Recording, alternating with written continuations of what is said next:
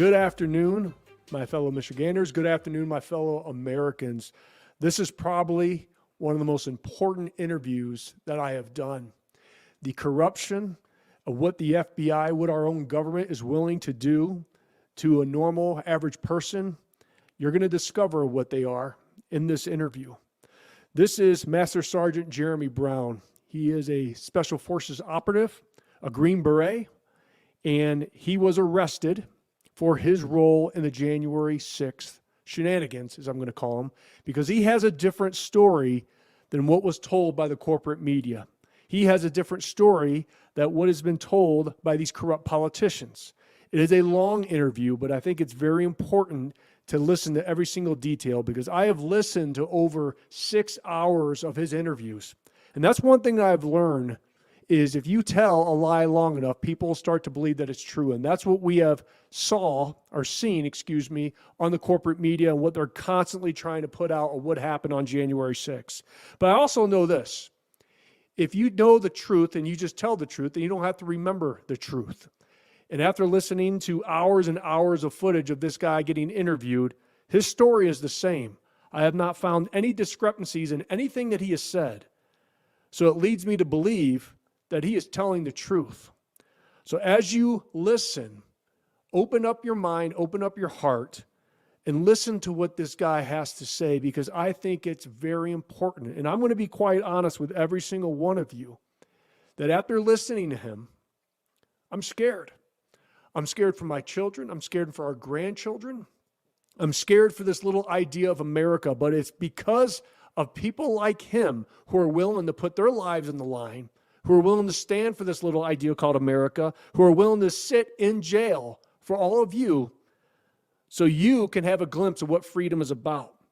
So before I bring Jeremy on, I want to allow you to hear what his statement is so you get to know him before this interview. My name is Jeremy Brown, and I am a 20-year retired U.S. Army Special Forces Sergeant, Master Sergeant, and combat veteran, and my entire 22-year career was spent in the U.S. Special Operations community. Today, I'm a political prisoner of war, illegally held for over 765 days and counting, in maximum security for a long list of fabricated crimes with the intent of punishing me for my real crime, exposing the truth about the FBI's role in the January 6th attack on the American people. An attack by those who seized control of our system of government years ago. We are and have been engaged in an unrestricted, unconventional, and secret war with global forces that seek to destroy America's sovereignty in order to remove America as the final barrier to a global government and world dominance by powerful elites that believe we should serve as subjects at the very best and at worst die as the useless human beings that they are publicly described us to be. If you are hearing this message, it is because of the bravery and courage of those bringing it to you. They do so out of love for the truth and humanity itself. I thank them. If you agree with what you hear, if it piques your interest to explore more, if you learn something that wakes you up, or if you are inspired to try to prove me wrong, please learn more about me and my story by visiting his website, JeremyBrownDefense.com. Now, he has a defense fund, and he has a Give, Send, Go account on that website, and I'm going to vow that I am going to donate $500 of my personal money to his defense fund because we need him to expose everything that has gone on and help all of those who are in prison unjustly by this government. So listen in, be awakened, open your mind, open your heart, and allow this to spark that fire about what being an American is all about. Courage, integrity, and doing the right thing, even if it's hard to do so. Jeremy. Yes. You there, buddy? How you doing, man? I am. Can you hear me? I can hear you. 1 second. I want to make sure that we're recording this call here so we can get a good show from you here. Man, thank you so much for your time.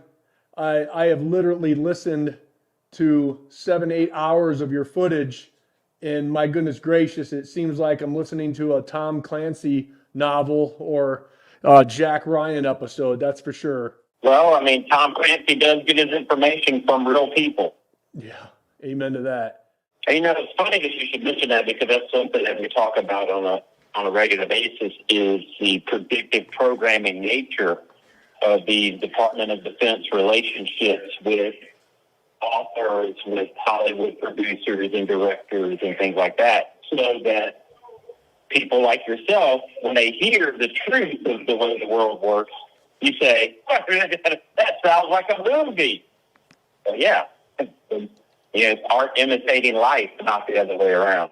Yeah, absolutely. So, hey, for all my listeners out there, and our reach is about 500,000 right now. I'm still surprised that you're not on Tucker Carlson. I'm hoping that happens here in the near future. Your story is amazing. So, if it's okay, how much time do you have today, Jeremy? I have as much time as you have. I mean, in fact, the Bureau of Prisons says that I have until December of 2027. Okay. So what I want to do for the listeners out there, because my goodness gracious, it wasn't until I got a private message from somebody in Florida named Jack that I even heard about you, and it kind of reminded me of a couple of the news articles that I read about you, but that is as far as it went until I start diving into your website, which obviously we're going to include your website in the description of the post that we do and the email list that we send it out to. And when I start listening to the 7 to 10 hours of footage of your story, it was shocking. It really was. It opened my eyes to a lot of things. The FBI came and visited me in early January 2021, and I heard you tell that story too. So, if we can just start from the very beginning with your military experience and how the evolution of January 6th happened, you work in security for the Oath Keepers, and how this all kind of evolved from them, arresting you for 2 misdemeanors for the search warrant for your appeal, everything that you want to cover, my brother. We're here just to get your message and your story out. And as we're going through this, I'm glad that you've noticed, excuse me, I'm glad that you've noticed, and I'm sure that you've looked on the website, so you see that it's not that I haven't talked to people. It's that no people with large audiences have dared to touch my story. And one of the reasons behind that, I firmly believe and can provide circumstantial evidence of, is that there is an active suppression effort. And I say this because I've had people multiple times that have actually been on Tucker Carlson's show when he was at Fox, that were talking to producers, that were talking to people that they were talking to that got them on there, and they were interested in, and then all of a sudden the interest was lost, right? And so there is an active suppression effort to my story, and for good reason, right? It's the same reason why they never talked about Ray Epps until they couldn't avoid talking about Ray Epps. And then what did? They put him on 60 Minutes. They put him on the stand in front of Congress and all this other stuff.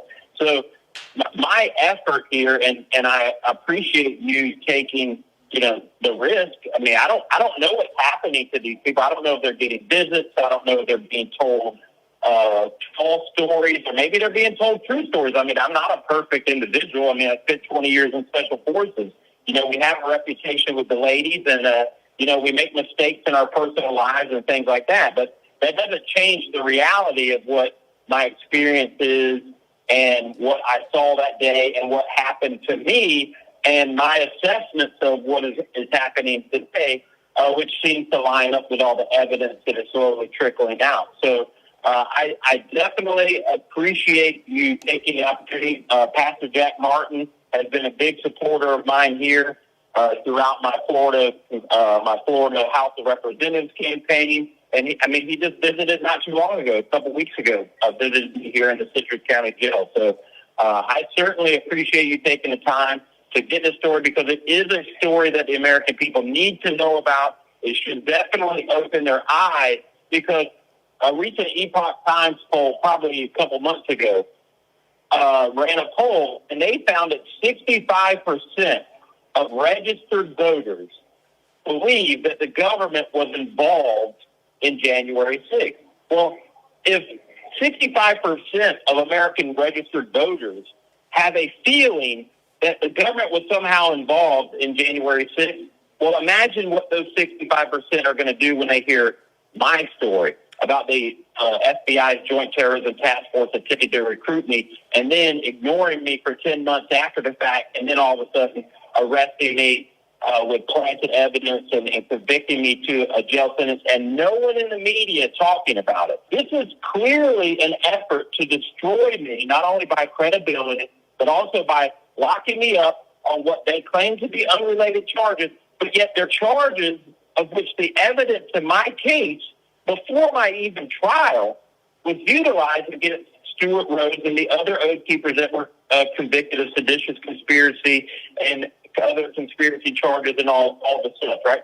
They literally took the evidence from a trial that had not even happened yet, used it in another trial to convict them, and now what they're faced with is the fact that that evidence in my trial is subject to an appeal. And one of the things that we're trying to get out is that if my appeal goes through, which the appeals brief can be read, I think it's posted on my website, if that appeal, which was submitted on October 23rd, if that appeal overturns my conviction, because the government used that exact same evidence in the Oath Keepers trial, in essence, their convictions will also be subject to being overturned. And this is something that the government, I'm sure, is definitely afraid of. Yeah, I would agree with you 100% there. And, you know, with you mentioning the FBI involvement with January 6th, it kind of rings home to what we dealt with here in Michigan. You know, our movement started back in April 2020. I was one of the first people to stand up against the unconstitutional lockdowns. You know, we'd been deplatformed several times. I grew a group called Michiganders Against Excessive Quarantine, which grew to 400,000 people in 4 weeks. That was taken down. I co-founded an organization called Stand Up Michigan. That was taken down. I just got booted off YouTube for exposing the border crisis several weeks ago with a subscriber base of 250,000. So we are nothing new to the censorship and what they're willing to do. I ran for governor in the state of Michigan, been through all that garbage. Again, it just, your story needs to be told, and we're going to do everything we can to allow our 500,000 person movement to hear this. And that's one thing we learned within our movement is the power of one can lead to the power of many. And who knows what this conversation will lead to. I want to make the point that you should know firsthand the extent of this corrupt FBI and DOJ's power, because see, you guys had your own individual January 6th. Yeah, it was the Governor Gretchen Whitmer kidnapping plot. It was a staged event where the FBI literally fabricated the entire situation and found some unwitting dupes to fill in the roles of the terrorists. And I guarantee you that in your situation, in your interviews and in your struggles with censorship and being deplatformed and trying to shut down your efforts, they have probably tried to tie you to that event. Am I right? The FBI was at my house. That's exactly right. And so you know that a lot of those same FBI members, the upper level echelon of leadership, as well as the DOJ prosecutors, they're all the same people that are involved in this January 6th thing. And so in fact, that story is what I jokingly claim to this day that got me arrested, because it was Darren Beatty's reporting in June of 2021 that reignited the interest in my story, because, see, he made the link between the Gretchen Whitmer kidnapping plot and January 6th and some of the crossover and similarities and things like that, which then got people saying, well, wait a minute, didn't we hear about some Green Beret that was also, approached by the FBI? And it was at that very time, and I can track it in my discovery, all the documentation. Up until that point, the FBI had no interest in me at all, except for monitoring what I was saying on social media platforms and interviews, right? It's all in their discovery evidence. And yet, after the Darren Beatty article that was released on Revolver.news, after that is when the FBI moved in. They proffered the remaining Oath Keepers that had not been arrested, and they interrogate and question them about pretty much Stuart Rhodes and me. And it was then that they started to build their investigation in order to conduct their staged arrest of me on September 30th. So there is a very close link between what you've been going through in Michigan and what the rest of America has been going through as it's related to January 6th. I was reading on your website the unconventional warfare document, and stating like where we're at. And it's, I'm gonna be honest, it kind of scared the hell out of me on where we're at and everything that you kind of related to what's been going on over the past decade at least. And you said this has been happening pretty much as the Constitution's been under attack ever since it was written. And so, like, with your experience, with your training in Special Forces as a Green Beret, I mean, this is what you've trained for. Well, of course, and it's actually worse than that, because I actually retired as the non-commissioned officer in charge of the Special Activities Branch of Special Operations Command Central. Now, what the Special Activities Branch does, the J3X, the Special Activities Branch is a subset portion of the operational aspect of Special Operations Command Central. It is the subset that handles all the special activities programs, all of the super secret programs of which even at times the very commander doesn't know about. We're talking about larger programs that are compartmentalized to the point where sometimes only a handful of individuals are ever even read onto these programs. This is the office for which I work, an office that conducted policy oversight for all covert, clandestine, and compartmentalized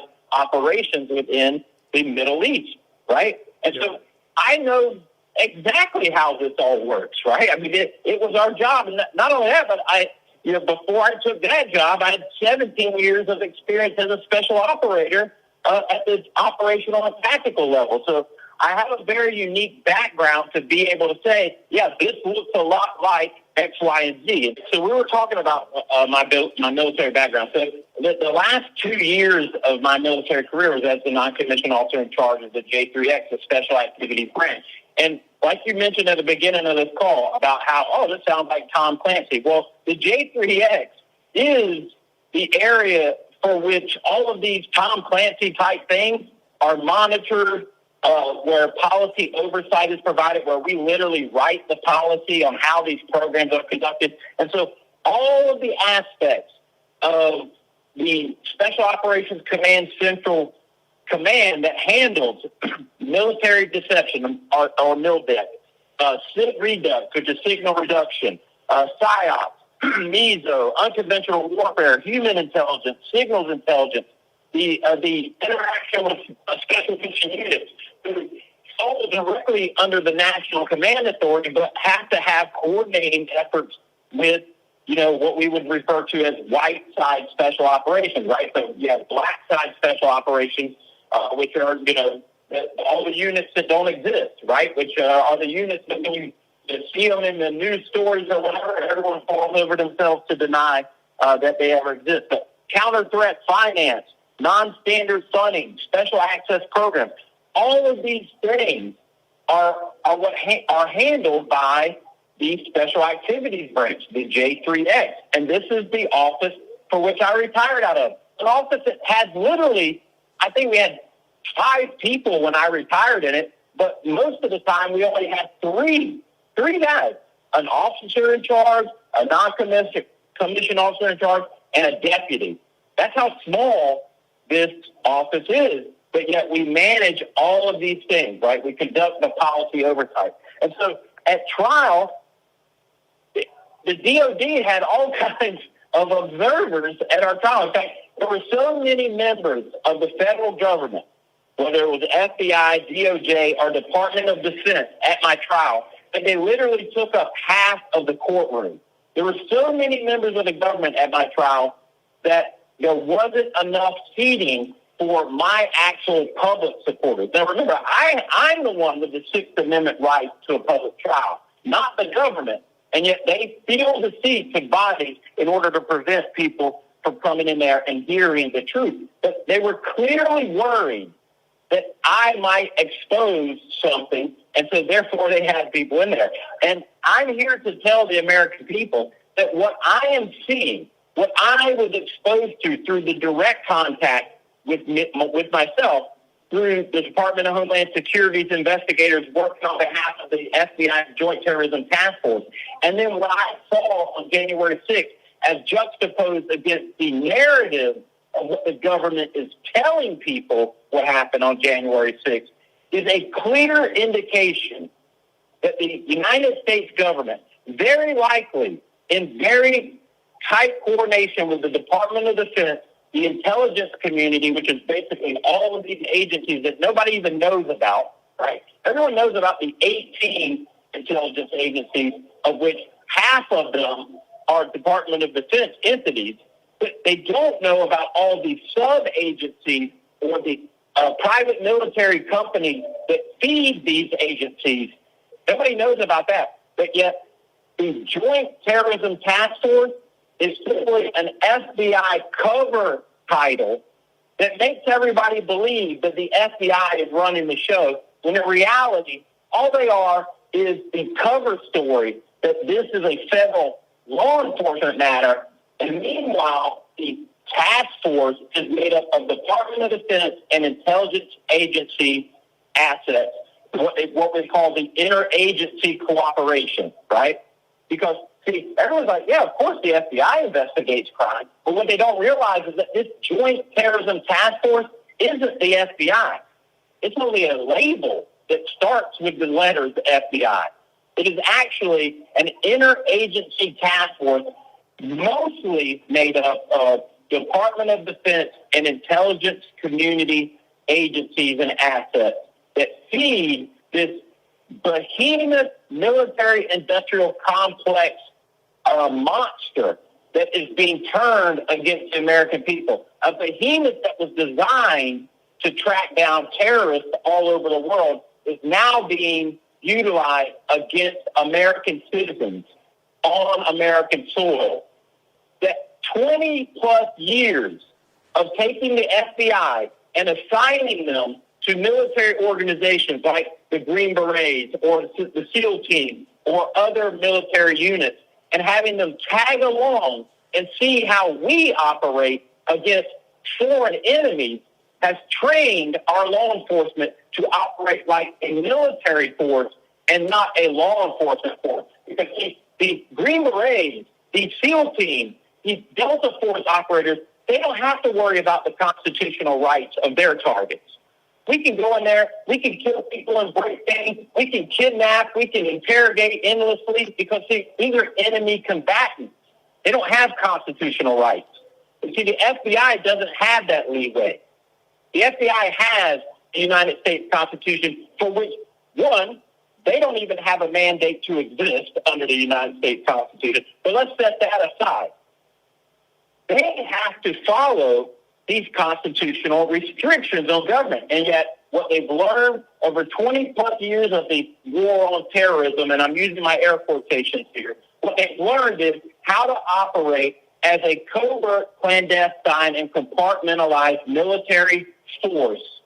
And now that military force is being turned directly on the American people. And that is the most dangerous thing that happened on January 6th, is that they finally, out in the open, executed an operation where all of these assets have been brought together to bear against American citizens who simply showed up to protest the actions of this corrupt federal government. And see, I was simply there to provide security for those people. I wasn't even part of the rally. I was simply there to ensure that these people were protected from counter-protesters who had conducted violent operations in the past. That was it.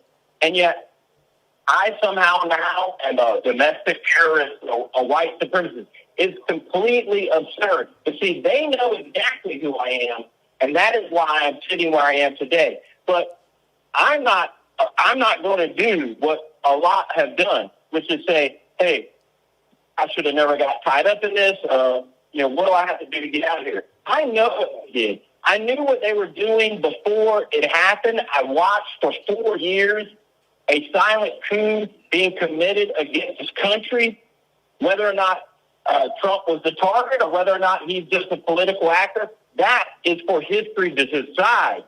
But what I did see for 100% certain is that the aspects of unconventional warfare doctrine were being applied against the American people and were being applied against the federal government of this country with the intent of destroying this country's sovereignty so that they can complete what they want and what they openly say all the time, which is they want a government that is based on global cooperation so that unelected appointees at some nice fancy building in Geneva or whatever and determine the fate of American citizens without their input. This is the agenda for which these compromised entities are attempting to take down America, to eliminate its sovereignty. Because, see, America still, there's a little tiny spark there of liberty and independence still left in America. There's not much. They're very close. They're probably a half generation away. Maybe one or two more fraudulent elections from America being completely dead. And they know this. And this is why January 6th was the modern-day burning of the Reichstag, the event to demonize those who've actually read the Constitution. And even if they haven't read the Constitution, they know that it exists because many 18 to 25-year-olds have no clue what the Constitution is. They think it's some racist doctrine that makes black people 3/5 of a person because that's what their college professor has told them. They have no idea what the Constitution is. They have no idea why our Bill of Rights exists to restrict the federal government from coming against us. And they're perfectly happy being spied on. They're perfectly happy being paid by this federal government for not working. They're perfectly happy with all these things because this is exactly what communism and globalism and Marxism does.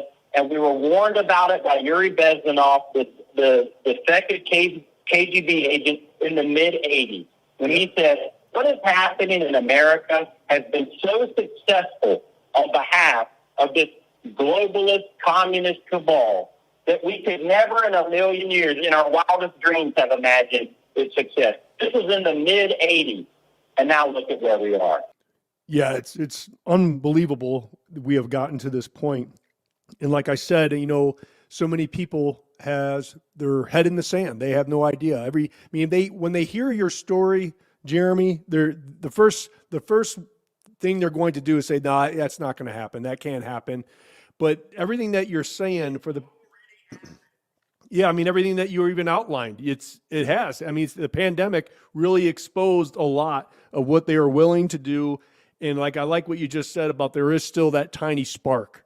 And yeah, I've seen it. I've seen it with my run for governor. I've seen organizing a movement of people. There are still great Americans out there who love this country, love this flag, who are willing to do what is necessary to make sure that our future aspirations and generations take root and our legacies grow. That's for sure. Can you go into more of the January 6th events and how you were there for the security, and then how the FBI came and asked you basically to be an informant? Did I hear you right on one of your interviews? Well, let me start from the beginning, but let me warn those who are listening to this broadcast or who eventually will listen to it. In November of 2020, after the election, in fact, on November 9th, just a few days after the November 3rd election, I actively reached out to the Oath Keepers because at that moment, I knew that we had crossed the Rubicon where, as you just said, we're almost at 1 minute left.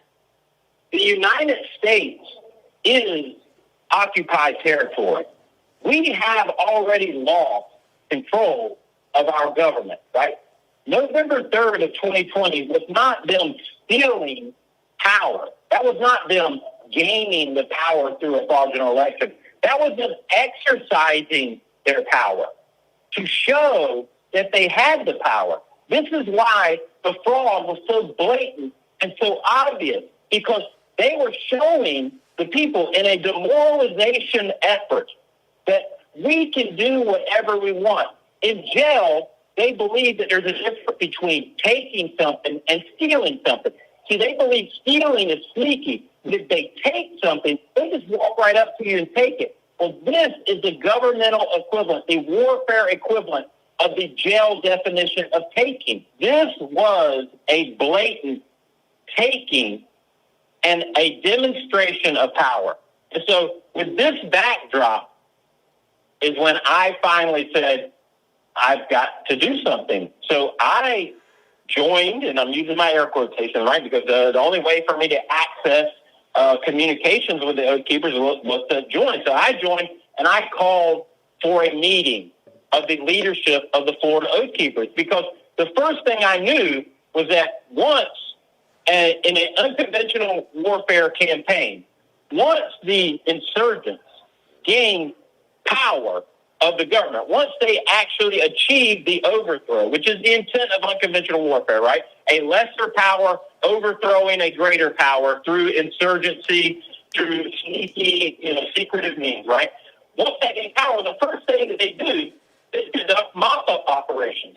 And now that they have the power, they turn the infrastructure of the government they just took over against all of their enemies. Mao did it, Hitler did it, everyone does it, right? Because this is warfare doctrine. You don't leave in place the very people that are going to threaten your new acquisition of power. And so when I met with the Oath Keepers in late November of 2020, that was the exact topic that we discussed. In fact, I put a photograph of my Special Forces team in full gear in Iraq, standing in front of an American flag.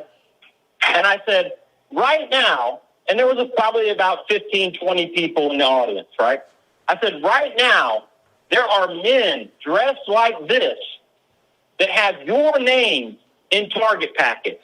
Now, whether these are the Chinese, whether whoever they work for, you can be assured that what is happening in this country right now, it entails men dressed like this with your names on it. I said, you all have to stop this overt participation in counter-protest operations, right? Because at that time, that's pretty much what the Oath Keepers had done. They'd done a lot of community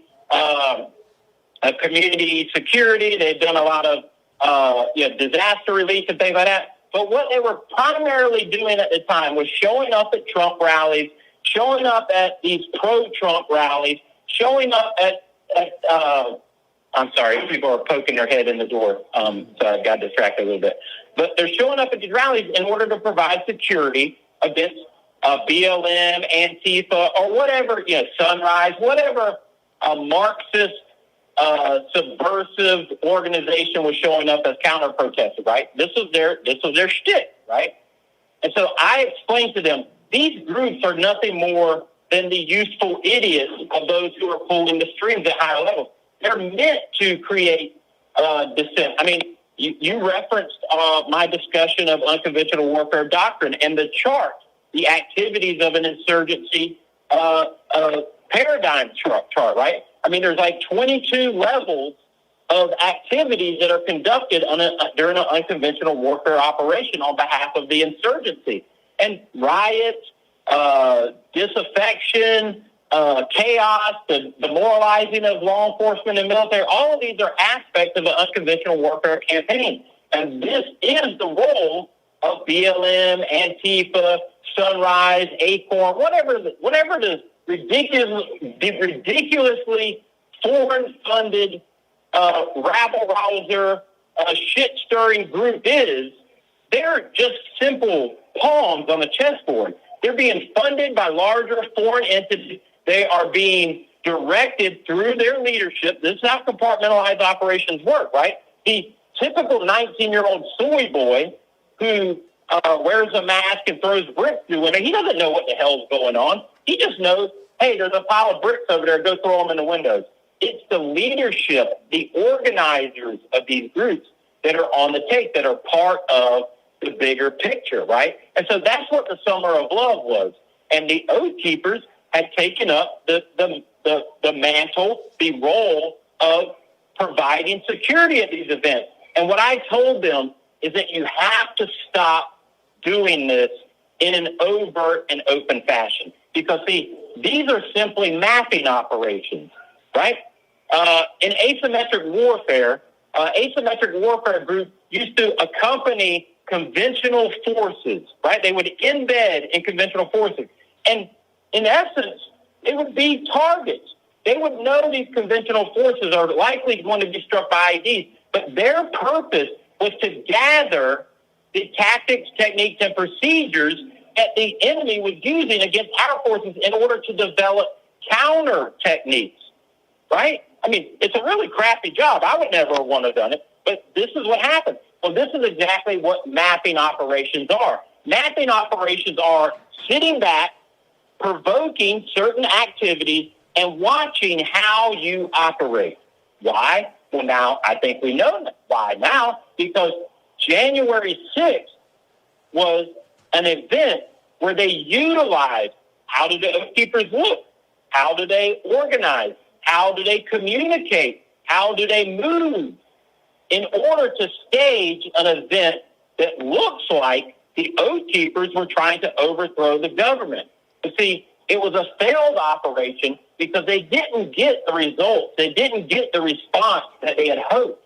What they really did want, that crowd of, let's say it's 100,000, let's say it's 50,000 people. They wanted all 50,000 to go along with the Ray Epps's and the other secretive people with the bullhorn saying, go inside, go inside. They wanted people to do what these fake internet, social media trolls posing as QAnon or posing as 3%ers or posing as Oath Keepers or posing as Patriot 1, 2, 3, 4, 5, 6 on social media. Totally anonymous people, right? They wanted these text messages that they've been using in trial, right? Now, again, they don't know who these people were because they likely were these people. You see, this is a PSYOP, right? This is a digital military deception operation, military information support operation, right?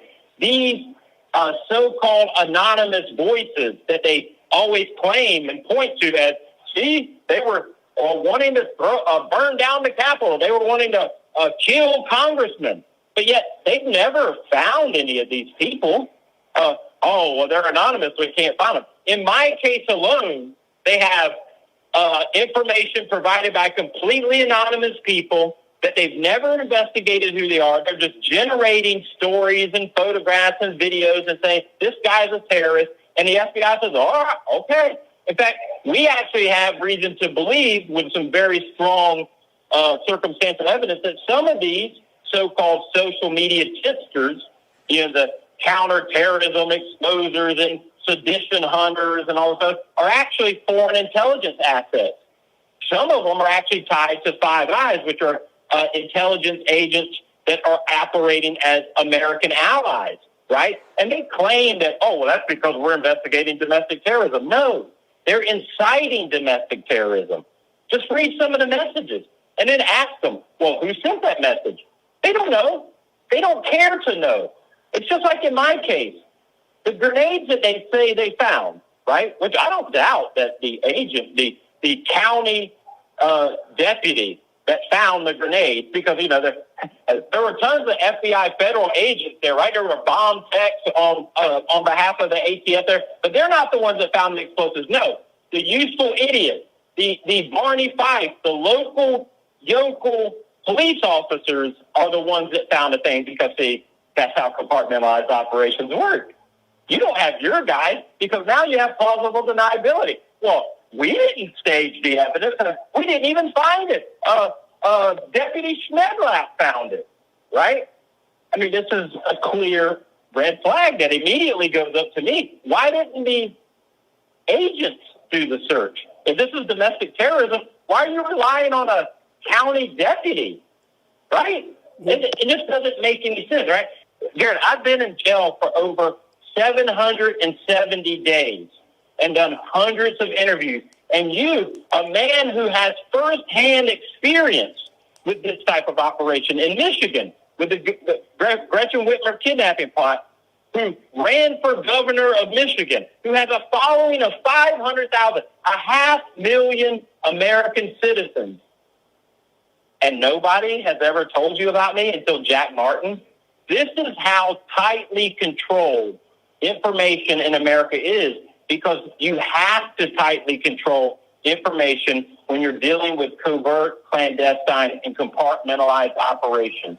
They can't allow the truth to come out, which is why they're desperately preventing the confidential human source information from being released. In fact, to this day, I still have not been provided all the evidence in my 2 counts of misdemeanor trespassing case. To this day, they are still fervently resisting the release of security camera footage. Security camera footage that everyone in America knows exists. Security camera locations that everyone can go to the Capitol, walk around and see. There's nothing classified about the fact that the U.S. Capitol has security footage, right?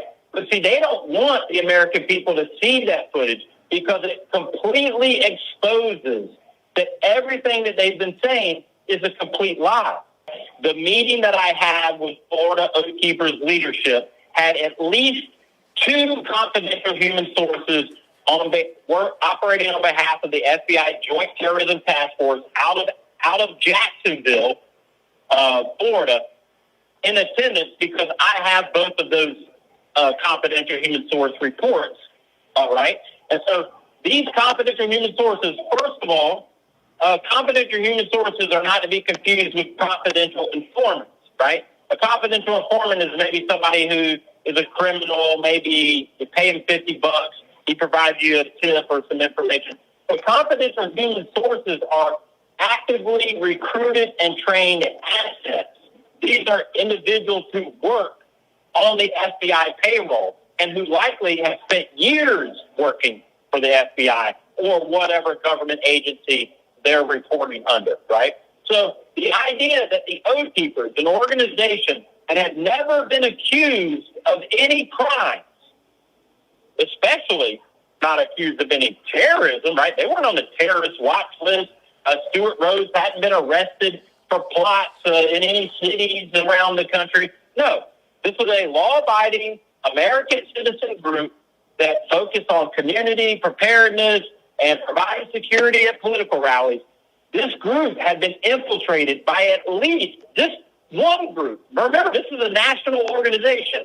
So the Florida chapter of the Oath Keepers had 2 in a crowd of about 20 folks. Let's say 15, 20 folks.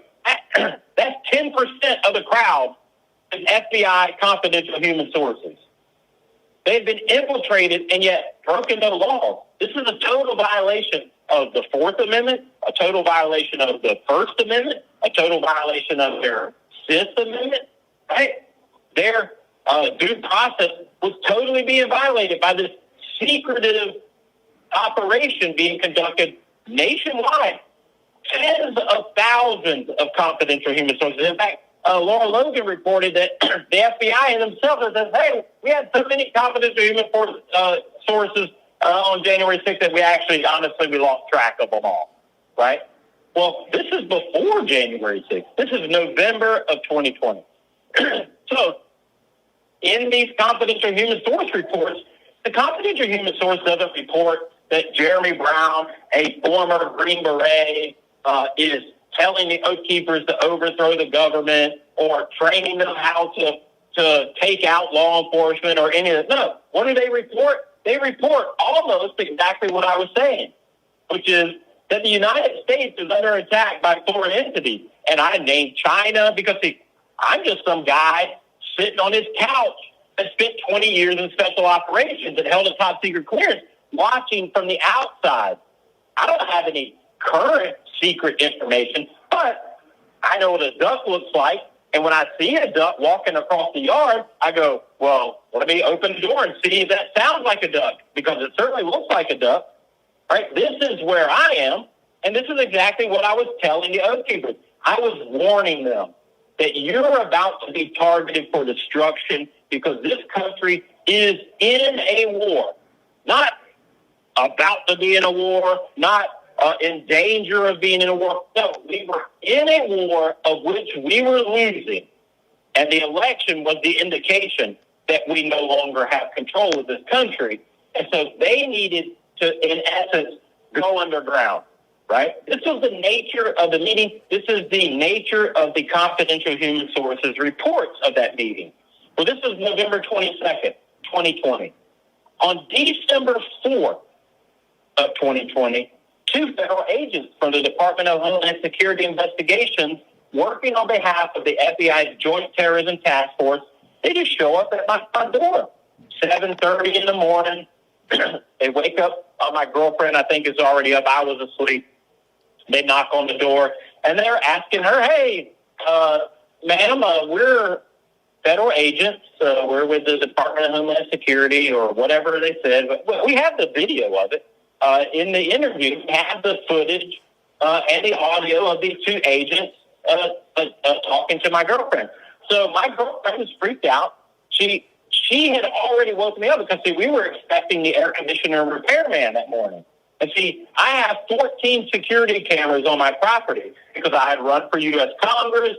The summer of love happened. There's just bad people out there. We had problems with a serial harasser in the form of a family member. So we had 14 video cameras on our property. And our policy that I told my girlfriend, do not ever open the door without first checking the cameras. Because, see, just on the front porch alone, we have 3 cameras, right? One with audio recording capability.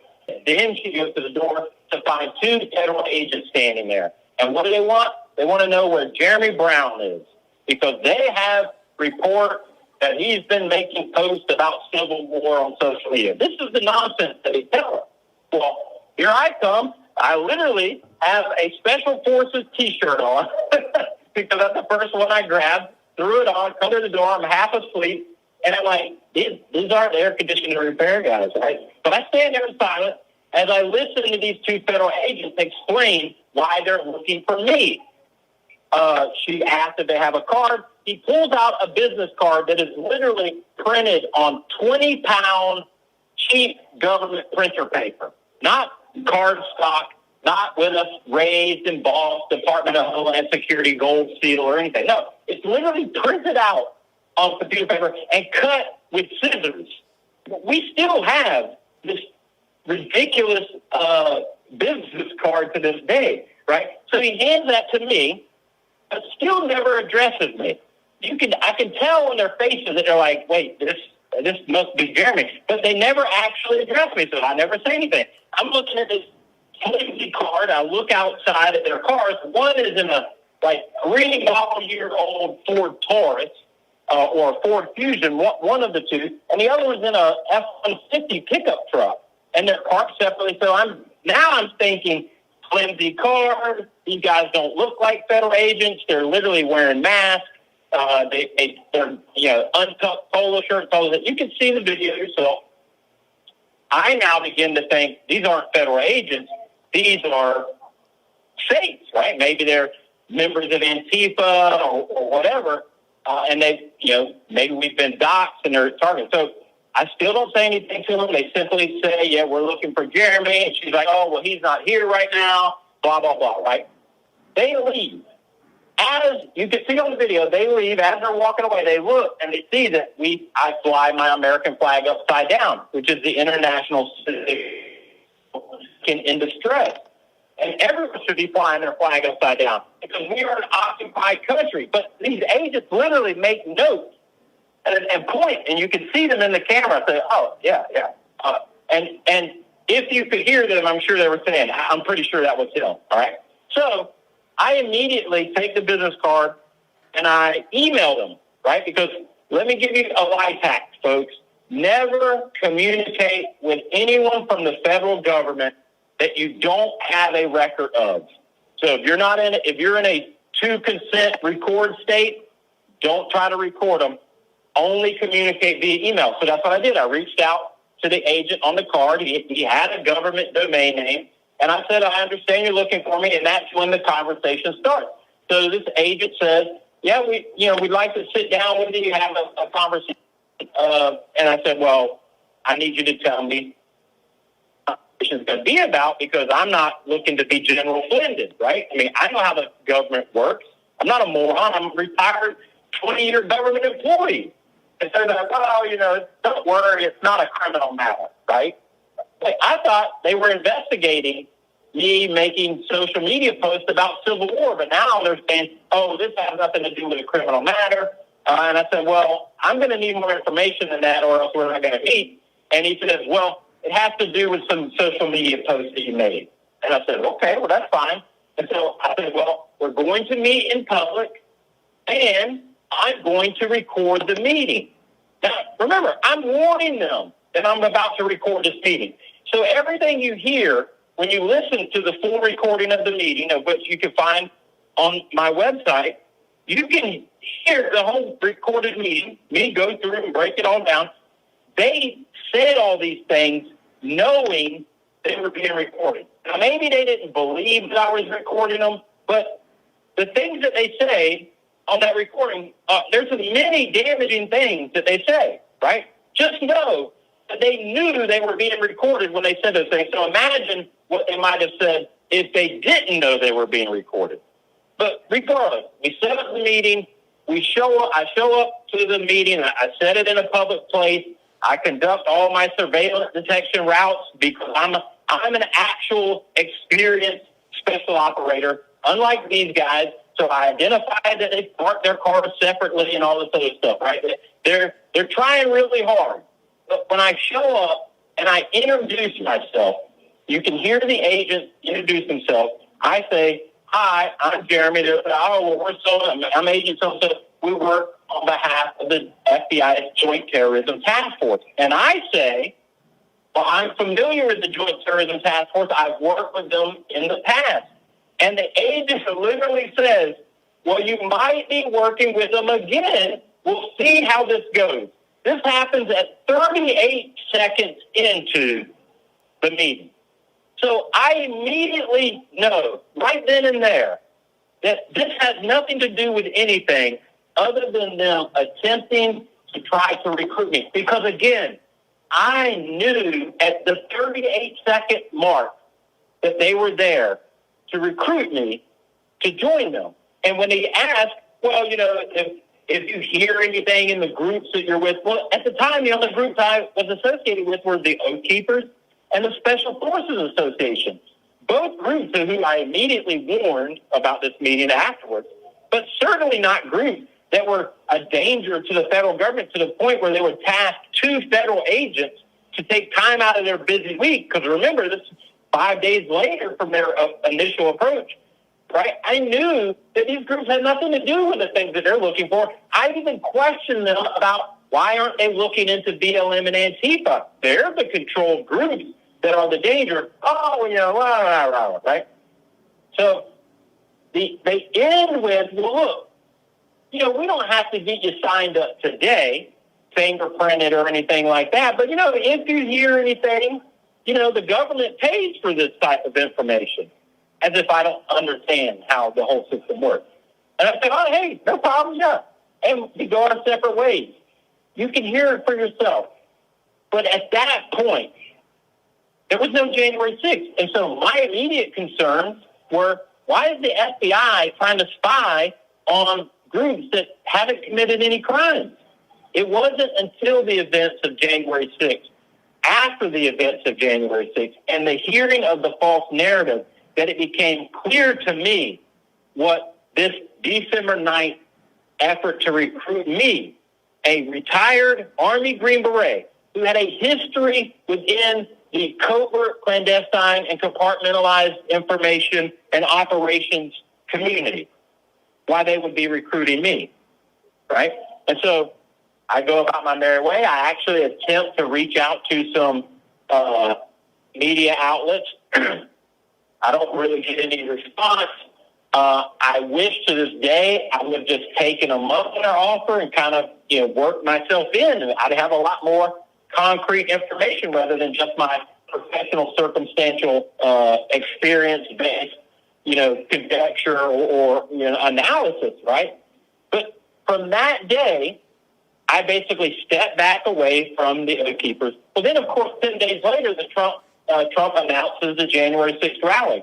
After the announcement of the January 6th rally, I reached back out. I stepped away from the Oath Keepers because I knew I'd been targeted by the FBI.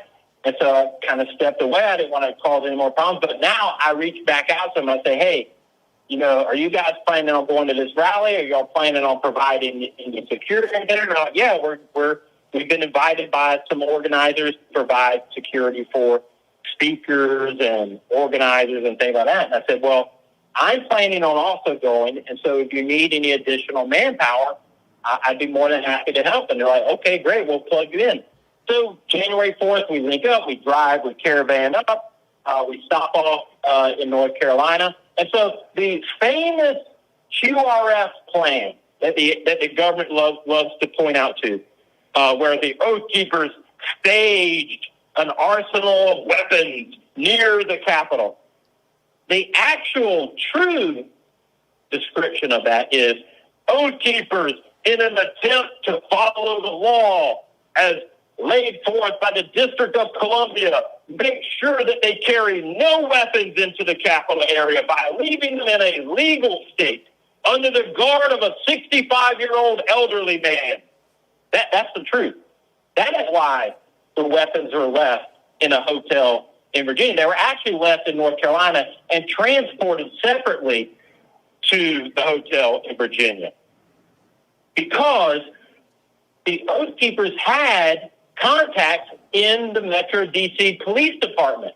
They had contacts in the Capitol Police. They were saying, hey, what is legal to carry? Because remember, we're conducting security operations, which is why we're wearing vests. It's why we're wearing helmets. It's why we're wearing goggles. It's why we're wearing masks, right? It's why many guys are carrying bear spray. Why? Because these police contacts said, oh, it's legal to have spray in D.C. Are you sure? Yeah.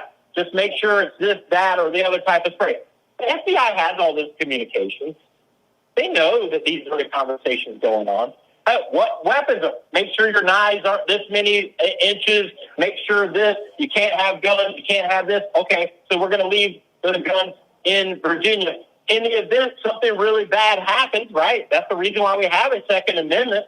We have the right to defend ourselves. If Antifa gunmen show up and start mowing everybody down with machine guns, you have an American citizen have the right to brandish your firearm in your own self-defense, right? This is why we kept our weapons nearby.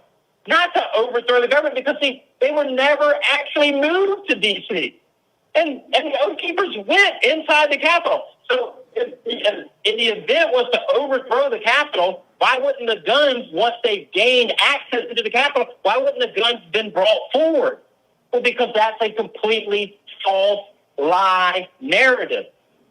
The reality is the Oath Keepers completely followed every District of Columbia unconstitutional law in order to stay legal. That's the true story of the QRF. Why can't this all come out? Like, obviously they infiltrated a lot of levels of organizations. They kind of put their 2 cents on things to influence some people, the pawns, as you say. So now we're at January 6th, and, President Trump speaks, and then he goes down and tells everyone to go peacefully protest. So we saw some of the footage of the cops letting these protesters in. I mean, where were you at when this was all going down? All right. So I've got there's one more key aspect before January 6th. Okay. And I know this because of my discovery. We arrive on January 5th. Okay, so the Oath Keepers are actually providing security on both days. There are events all over D.C., right, on January 5th and 6th. So I'm there on the ground in the exact same thing I'm wearing on January 6th. I'm there on January 5th. In fact, Reuters publishes a photograph of me from January 5th that's all over my indictments and all over my legal paperwork, right? Because, wow, I look like a guy there to mix it up with bad guys, right? And so it looks scary to the average college playboy. But on January 5th, right? Now remember, confidential human sources, agents have met with me. on January 5th, the National Terrorist Operations Center, which is another ambiguous government agency monitoring operations center, right? The National Terrorist Operations Center initiates an assessment of me, Jeremy Brown, on January 5th.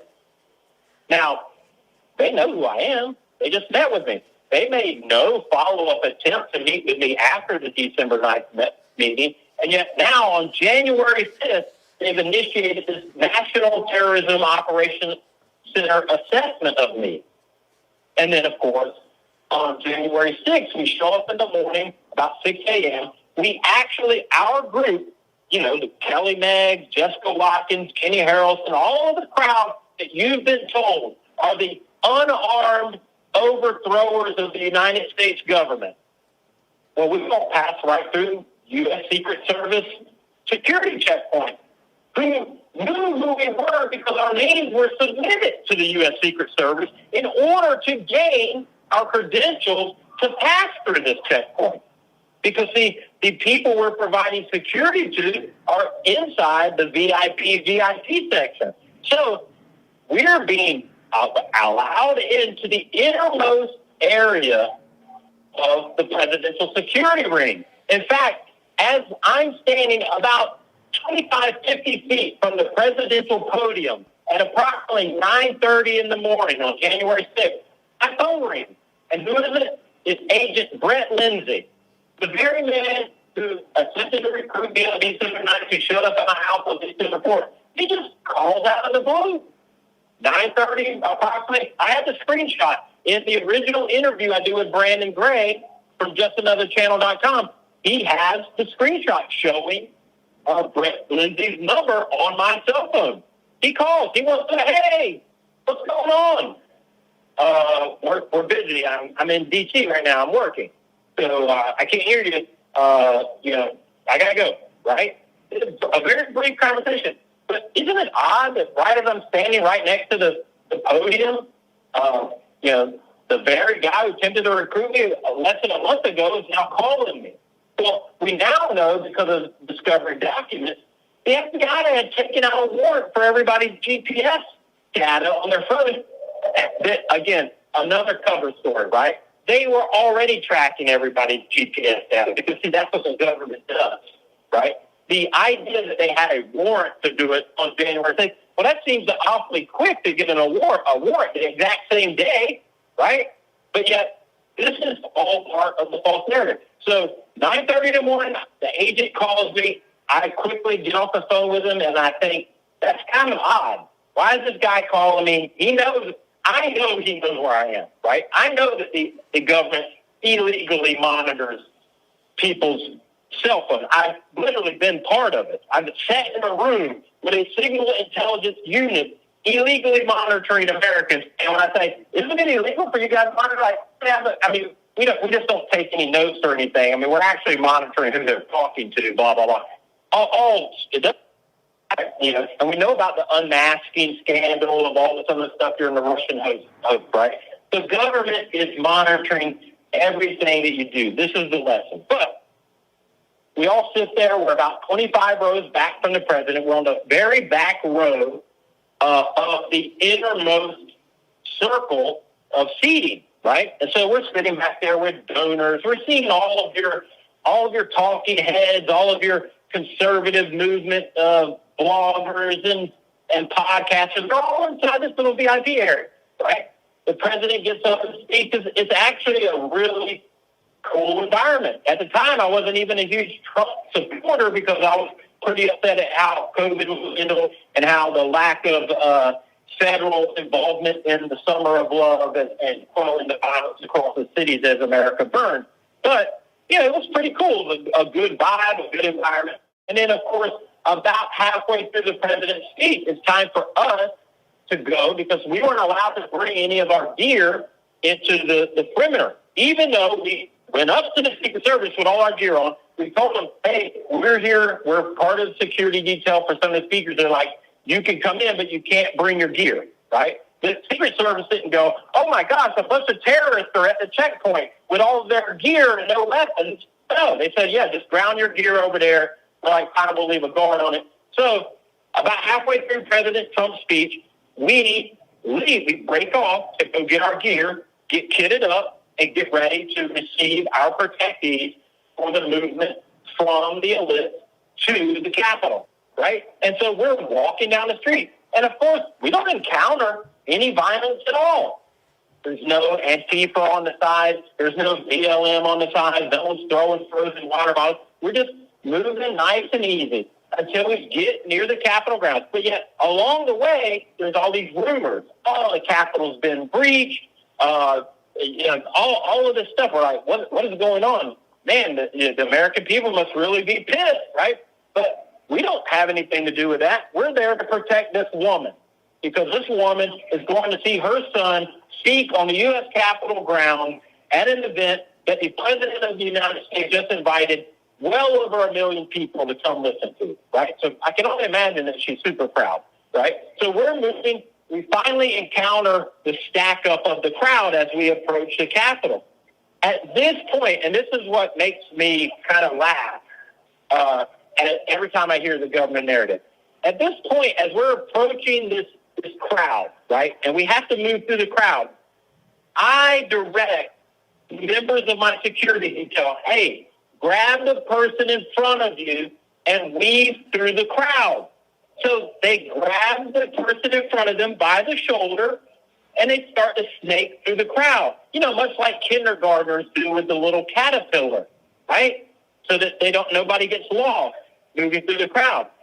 This is the infamous tactical movement that the Department of Justice refers to when these same Oath Keepers later use the same technique to move through the crowd, moving up the stairs to go investigate what's going on inside the Capitol, because we were hearing a lot of rumors, but nobody had any communication. Nobody's cell phones are working right. So this indication of tactical training, what's known as a ranger file, which is what I've read in many of the reports, right? Which a ranger file is simply just walking in a line, right? But they putting your hand on the person in front of you is just to make sure you don't have a break in contact. This technique, literally, the Oath Keepers were just instructed to use by me moments earlier in order to move through the crowd, and now the DOJ uses it as some kind of narrative that, oh, they're clearly, Delta Force now because they have hands on each other's shoulders. It's completely absurd, all right? But I always like to make this point because it's made such a huge deal about this photograph or this video of these Oath Keepers moving up through the crowd as if this is some kind of evidence that they prepared to conduct an armed overthrow of the U.S. Capitol. Think about this, ladies and gentlemen. I spent 20 years in Army Special Operations, 3 years with 1st Ranger Battalion, and 17 years as a Green Beret, retiring as a Master Sergeant, having led Special Forces teams in combat. And the United States government wants you to believe that I allowed myself to submit to a plan put forth by a used car salesman from Florida to overthrow the United States government, but leave the weapons to do such an operation in Virginia. This is the narrative that the government has put forth.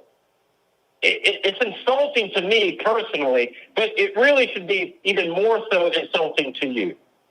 Okay? In the Proud Boys case, the government wants you to believe that the Proud Boys also took part in this unarmed overthrow of the Capitol. But before they initiated, they stopped at the food truck right outside the Capitol and grabbed lunch. This is the absurdity.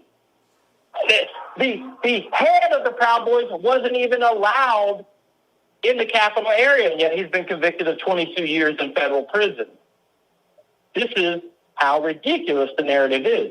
But so as we move through this bunch up of people, we move along the outer sidewalk perimeter of the Capitol over to what is the east side, what you would commonly refer to as the front of the Capitol, the majestic photograph of all 3 sections of the U.S. Capitol building with the dome and everything. That was the side we were on.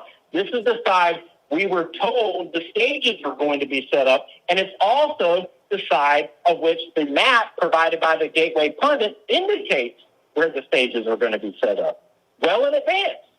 But yet when we get there, there's no stages. But as we're moving up there, the Oath Keepers are getting all these reports that, they've stormed the Capitol, there's fights, and there's all this other stuff. And so everyone is all super excited because why? They're a personal protection detail. They're in a tactical mindset. They're like, hey, there's violence going on. We should investigate, right? They're all trying to jackrabbit ahead because, see, they're all amped up. Meanwhile, our protectee, this little civilian woman, is in tears. And so I see her crying, and so I say, stop. And I hold up our whole little group. And I say, ma'am, what's wrong? Well, she advises me that she has a medical condition and that she can't keep up with the Oath Keepers.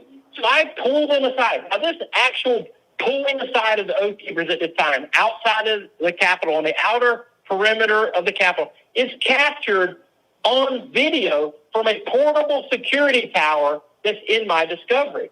This meeting where I pull the Oath Keepers in and I basically issue them a reprimand and say, you guys need to slow down. Your focus should be her, not all this other nonsense going on. You don't know what's going on. You don't need to be involved in that. That's not your mission. So, again, I'm paraphrasing. After this meeting, we go back, we gather up our protectees. This is the point where they make the call that we want to go see what's going on, and this is where they break off from the rest of the security detail, and this is where you see them moving up the stairs.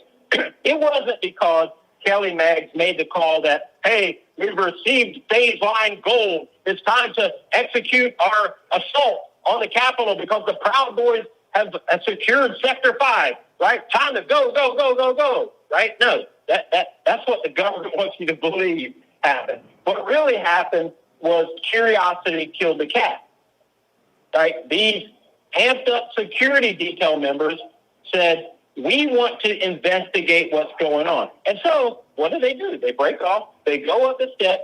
They go into the Capitol as everyone else was allowed to go into the Capitol, all captured on video in my discovery, right? The very door the Oath Keepers entered was clearly open from the inside. And here, let me describe this video to you. You see the door from the inside of the Capitol. The camera is looking at the door from the inside of the Capitol, looking outward at the door. You can see through the window that there are Metro PD officers on the other side of the door in riot gear. How do I know this? Because I can see their large white lettered markings on their black riot helmets. They're outside the door. And then you can also see the crowd gathered. But there's no fight. There's no pushing. And there's probably shoving because it's a very tight crowd. Inside the Capitol, there's two angles. There's an angle looking into the rotunda from above that door, and then there's the camera looking at that door. Out of nowhere comes this guy in civilian clothes, a little bit portly, with a scraggly beard. He looks like a protester, right? But yet there's very few people in the rotunda, but there's a guy in a suit with a walkie-talkie. He walks right by that guy. There's other law enforcement officers. Nobody tries to stop this guy. He walks up to the door. He attempts to open the door, okay, to obviously let the crowd in. But the door doesn't open. Why? Because these doors are magnetized locks. They're centralized controlled doors, meaning the command center that is manned by the Capitol Police has control over these doors. This gentleman attempts a couple times to open the door, steps back from the doors, looks up clearly at someone or a camera or something, mouths words because there's no audio, and then the doors open. This video is in my discovery. At this time, all of these protesters are allowed to flow right past the Metro police officers who make no attempt to really stop them at all and flood into the rotunda. this is the door that the oath keepers, you can clearly see them enter. Then you can clearly watch their actions inside the rotunda. No violence, no controversy. There's no brawls between the law enforcement, of which there are numerous law enforcement officers inside this Capitol rotunda at this particular door, which is just one of many doors.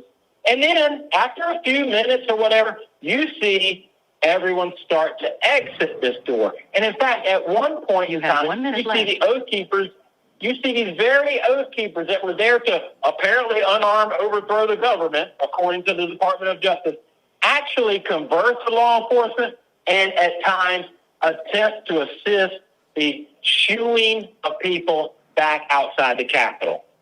See, this is just one video angle of which I have, of which the government has told me I'm not allowed to talk about, of which the government is also hiding from you. And so when we call back, I will pick up from there. But I wanted to make the point that this gentleman, dressed in civilian clothes, clearly asked for that door to be open, and it was. So let's move on to the notorious Olive Garden after action report that I've heard you talk about, that you weren't there, but they accused you of being there. Yeah. So, well, there's a couple of key points. I definitely want to get to that.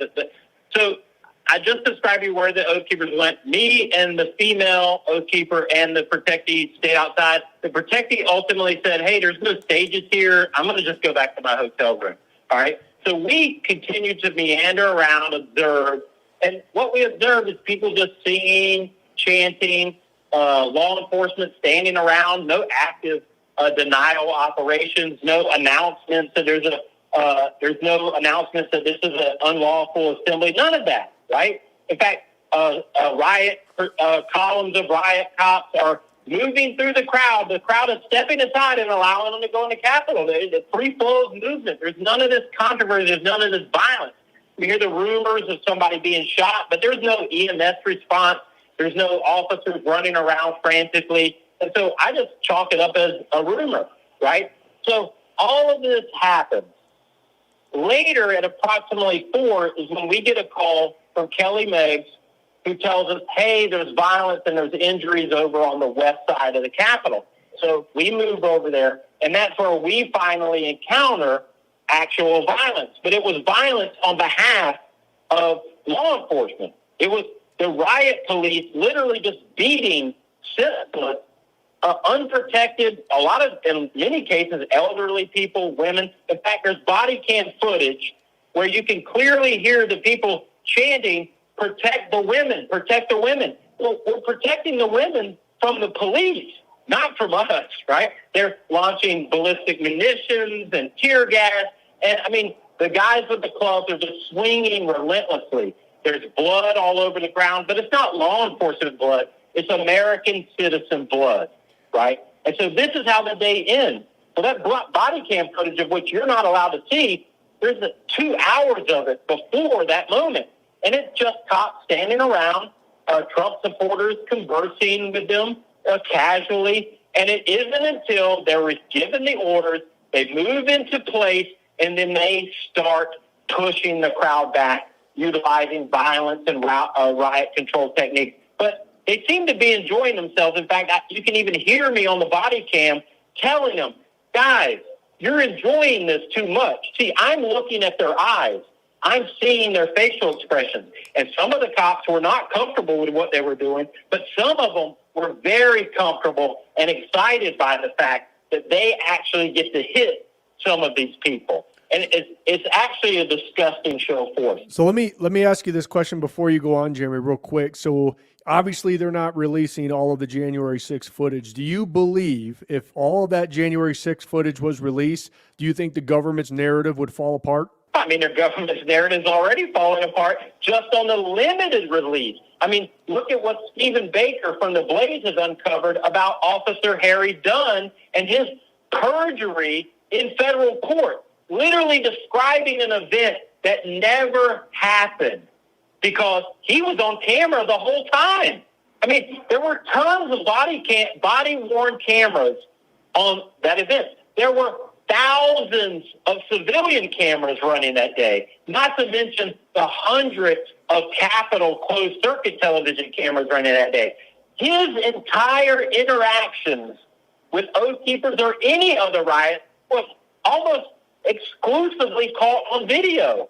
And yet he had the nerve or maybe the knowledge of protection that he could go into a federal courtroom and under oath tell a complete lie in a federal criminal trial that resulted in multiple double-digit sentences to federal prison, multiple felonies. He was perfectly comfortable lying about that. Why? Because he was told to lie, and he was told that the truth would never come out, which is why he's written a book. Now, this guy that apparently is so distraught and so disturbed, he's found the time to write a book so that he could profit off of his lies. But see, there's a problem with that, is that now his lies are in writing, which is exactly the point of my trials. See, I want the government in writing.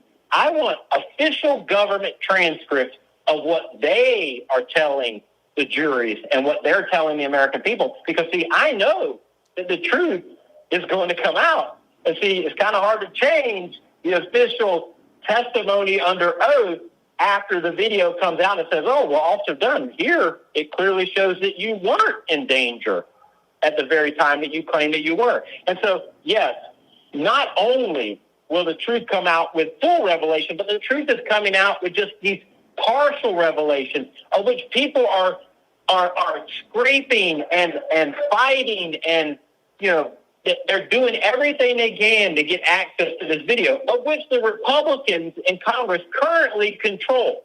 Keep that in mind.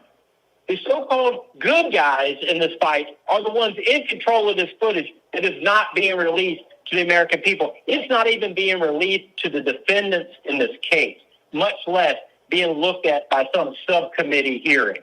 Well, they're because in action. We're almost 3 years into this now. Yeah, so, yes, it will reveal the truth, and that's why they're fighting desperately to hide it. And plus, and their inaction will not be forgotten. That is for sure. So you look at your appeal right now, and in their own words from another case, I heard you state that they need to point out, the government, that is, must show a nexus in their argument in the domestic terrorist investigation. And you're kind of using that case against them in your appeal case. Is that true? Well, yeah, it's like arguing with your wife. The best way to win is to use her own words against her, or likewise, a wife arguing with a husband.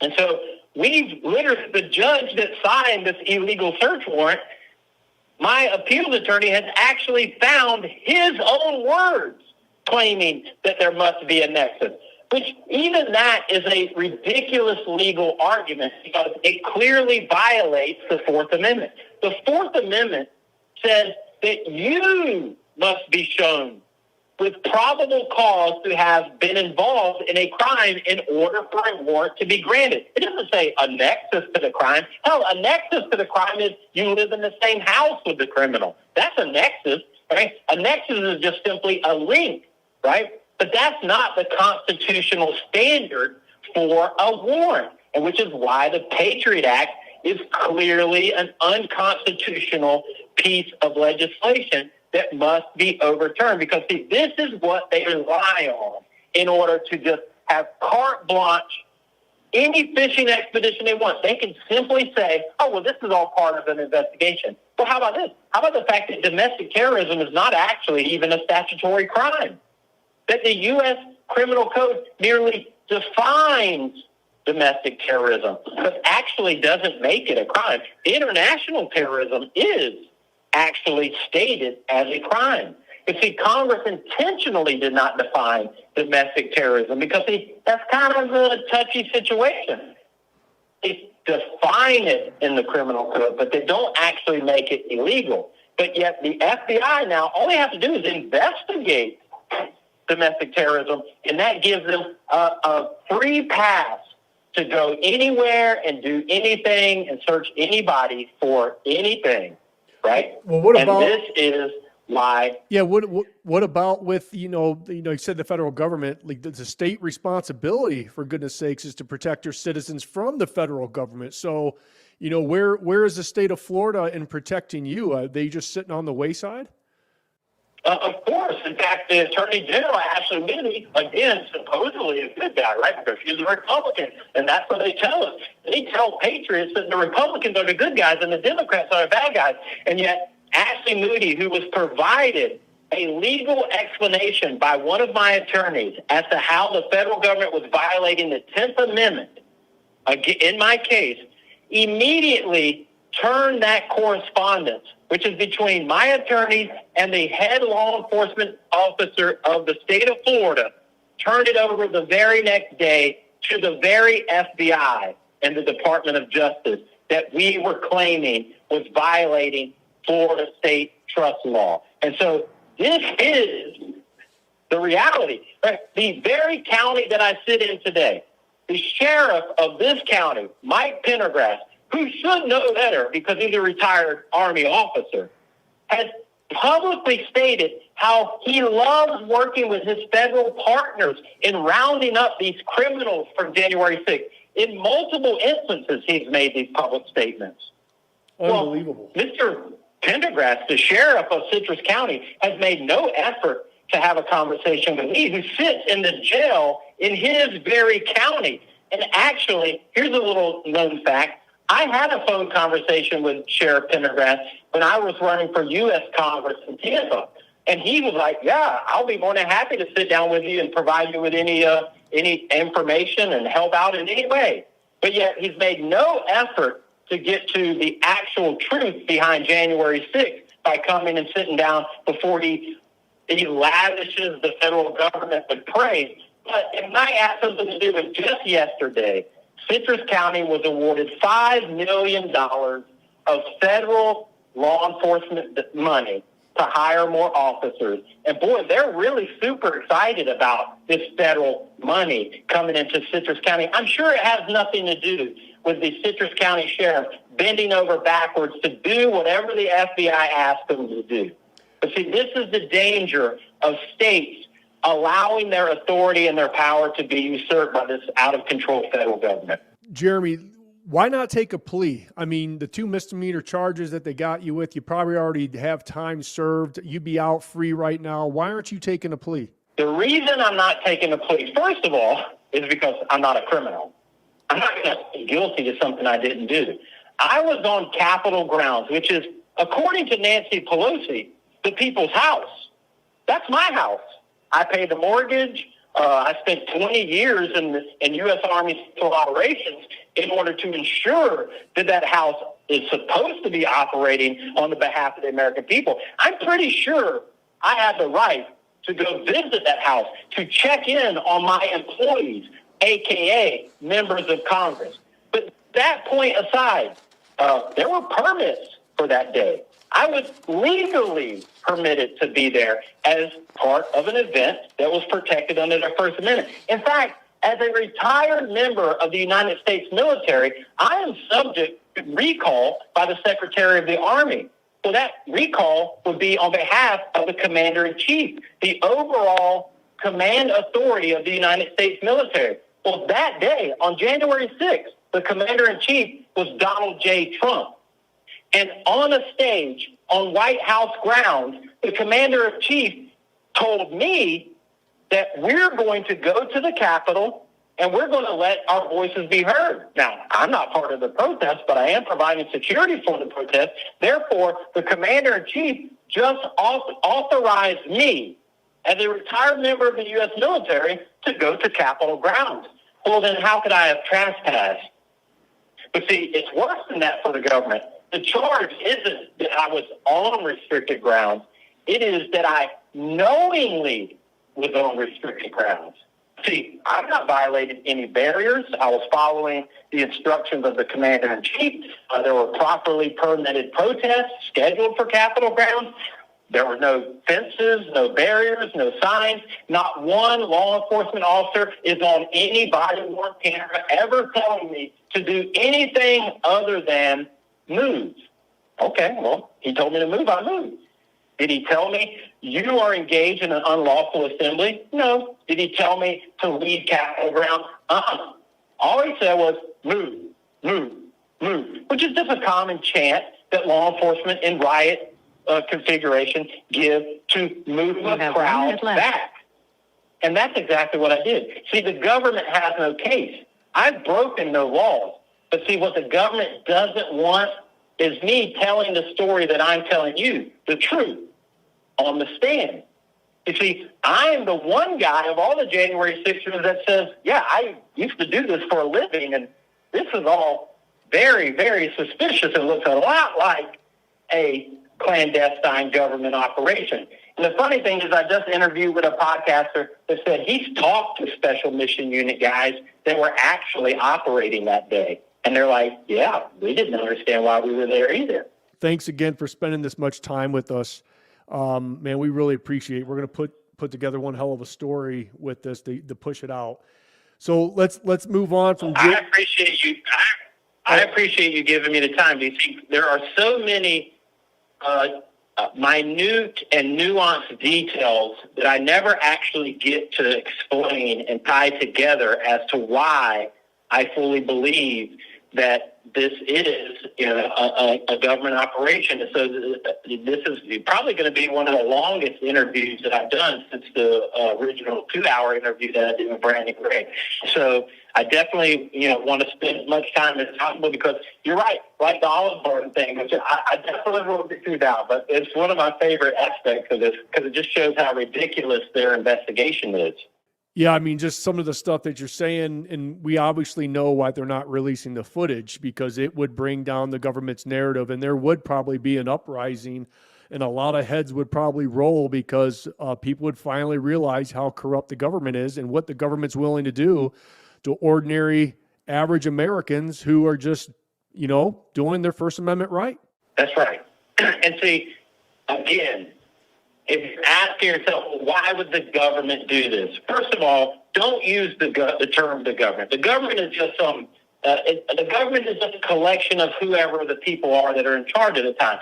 This is an effort by those who seek to destroy America that have infiltrated our government and now are acting as our government. But they are not the government as laid out by our founding documents, right? The federal government is not operating within the bounds of the Constitution and have not operated within the bounds of the Constitution for a very, very long time. This did not just happen when Trump ran for office.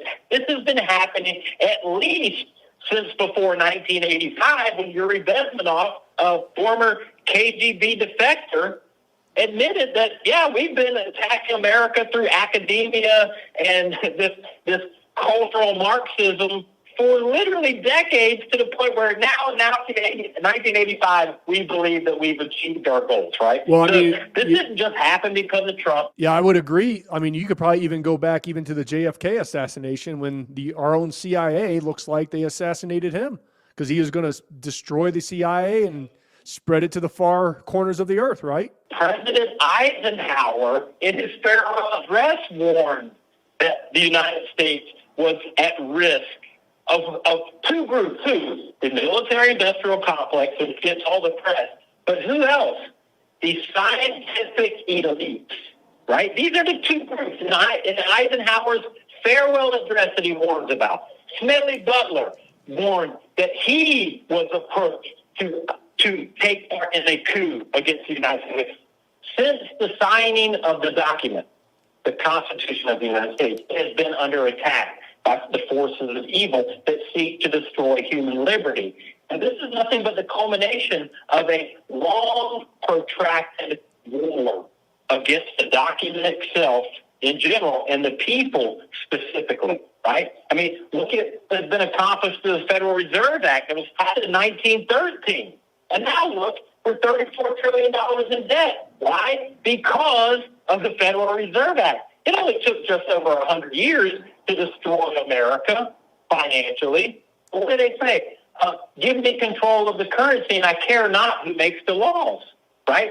This is the warfare that we're engaged in. And January 6th is just the latest and more progressive effort, right? Just like how did Hitler do power? He attacked his capital and blamed it on who? His enemies at the time, which were the communists, right? This is simply history rhyming. It's not exactly the same because, see, every time you conduct an operation, you do an after-action review. What worked? What didn't work? How can we do it better next time?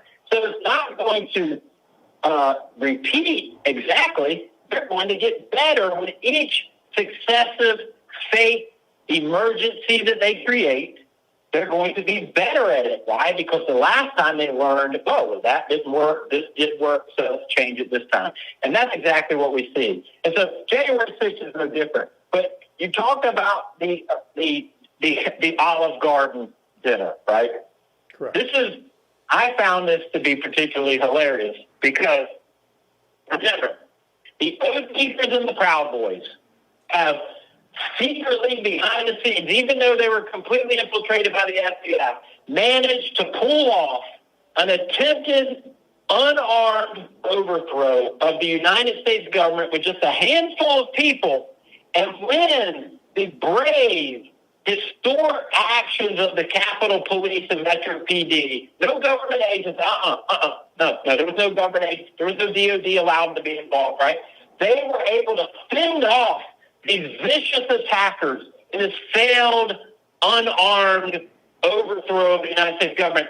And so the Oath Keepers and Proud Boys, do they retreat into the mountains? Do they run to their bunkers in the desert? Right? Do they run for their lives because their attempt to overthrow the United States government without any weapons failed? No. They go to Olive Garden. Yeah. Olive Garden also has security cameras, but they also have unlimited breadsticks. Yeah. So, security of our clandestine overthrow of the government versus free breadsticks.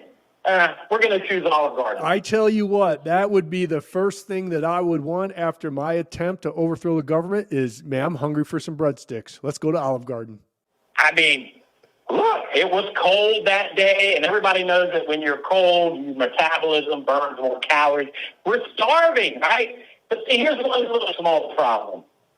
The FBI claims that I was at this dinner, but the bigger part of that small problem is they were actually talking to me through their agent that tried to recruit me in December, called me on the morning of January 6th, who is now texting me while I'm at my RV park in College Park, Maryland. Now, we know that the FBI took out a warrant to get all the cell phone data from the Capitol area because they admit to that in the very documents of which they charged me with trespassing.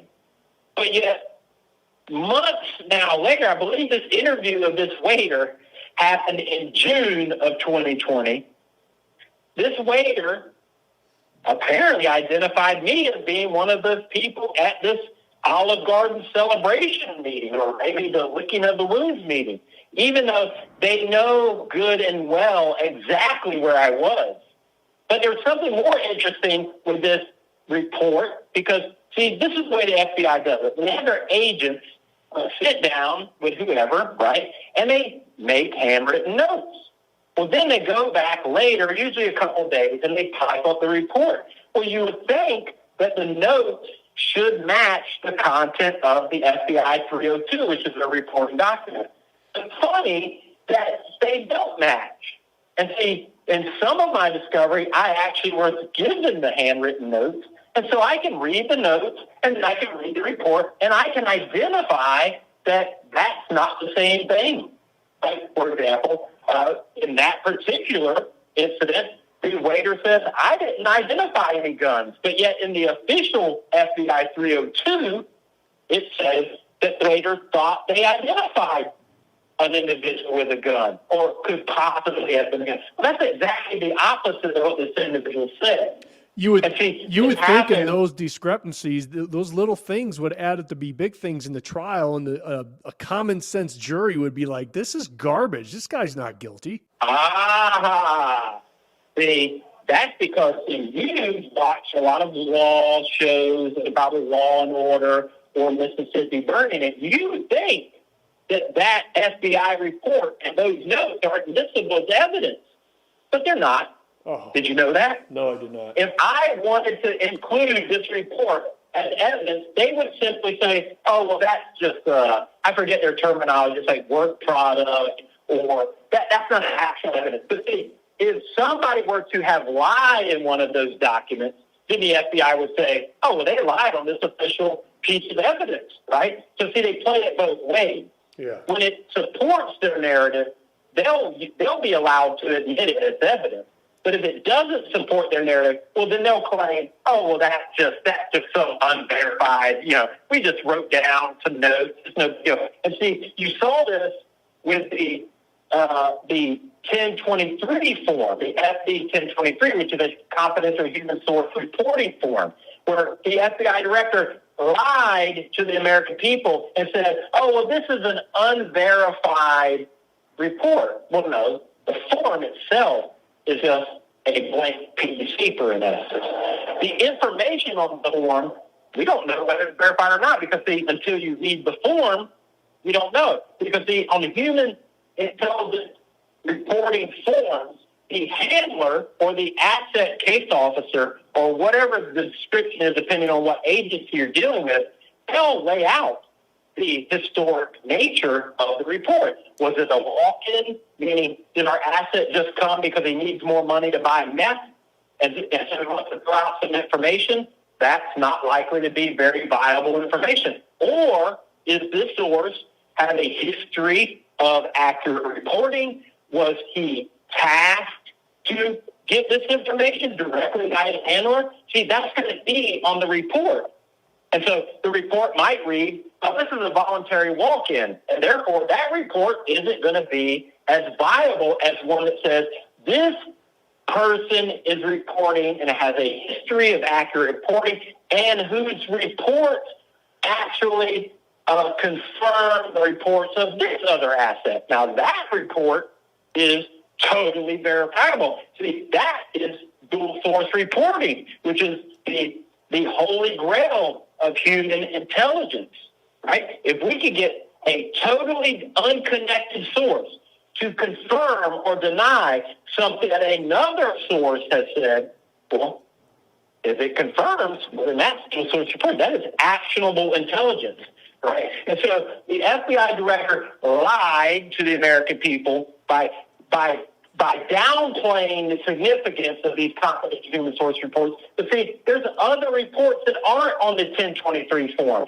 like tasking reports, right? Meaning an asset handler may receive direct instructions from his command, all right? We call direct taskings, right? You're meeting with source 123. We need to know, does he have knowledge of any activities by the Oath Keepers taking place on January 6th? That would be a direct tasking. Therefore, when that handler meets with that confidential human source, he is obligated by direct order to first collect the answer to that tasking. And afterwards, we could talk about anything. We could talk about the Super Bowl. We could talk about his girlfriend or whatever. But see, that's also another form of which the FBI does not want anyone to see what type of taskings were issued to the so many human sources that day that we lost track of them, right? Which is, again, a complete lie, because every single source has given up their cell phone number, and every single cell phone number can be tracked. So they know exactly where their sources are. They know exactly what their sources are saying and who they're saying it to, right? And so this is the danger of somebody like me getting access to the confidential human source documentation and information in this case, because I know what it means. I know what to look for.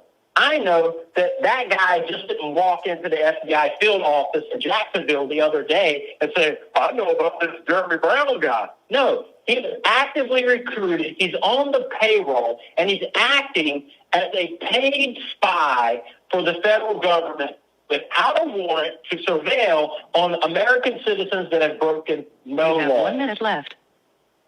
And so I'm telling you, the confidential human source network involved in January 6th is the linchpin that it is the card that makes the whole house of cards fall down. And so you ask, why am I taking my case to trial, even though I'm already time served? Because I'm going to get that confidential human source. And they're listening right now. They know that I'm coming after it, and they know why I'm coming after it, because they've read all my NCOERs. They know exactly where I work. They know exactly what I did during my military career. And I haven't been afraid to tell them that I'm coming for this information because I know exactly what they did, and I'm going to prove it.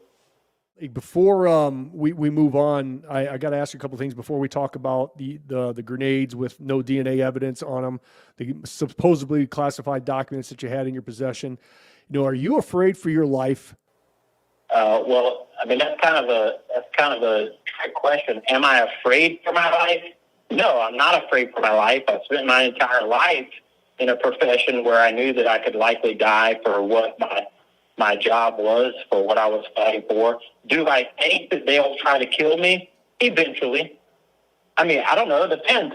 It depends. If too many of you start to actually listen to what I have to say, and it becomes apparent that remember, and we'll get to this as we continue, because there's still a lot even before the September arrest that is going to hopefully paint the picture that what government tries to do, right, whenever there's a compromise, what we would refer to in the business as spillage, right? Let's say we have a compartmentalized operation.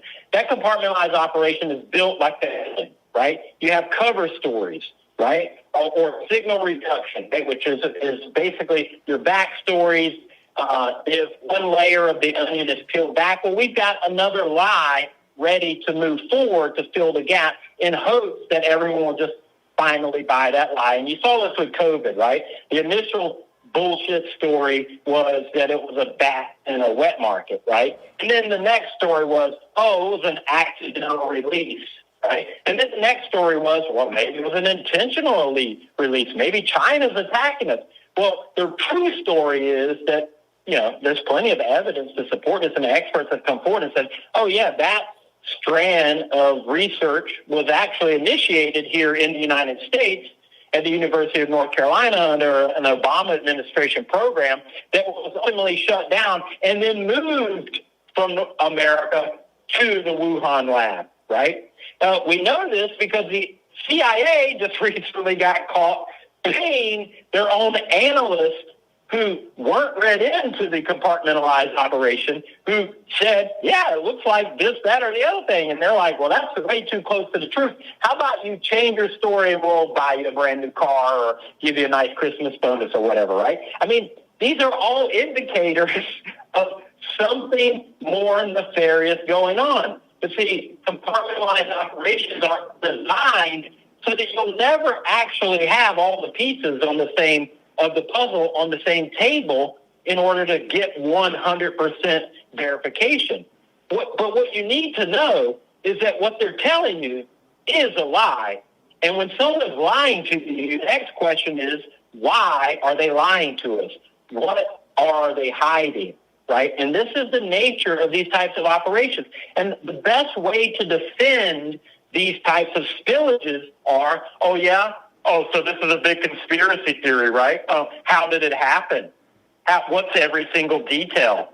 Well, no one's ever going to have every single detail. And so it's an automatic defense mechanism that they can simply always throw out. Oh, you're just a conspiracy theory, which brings me to my next example.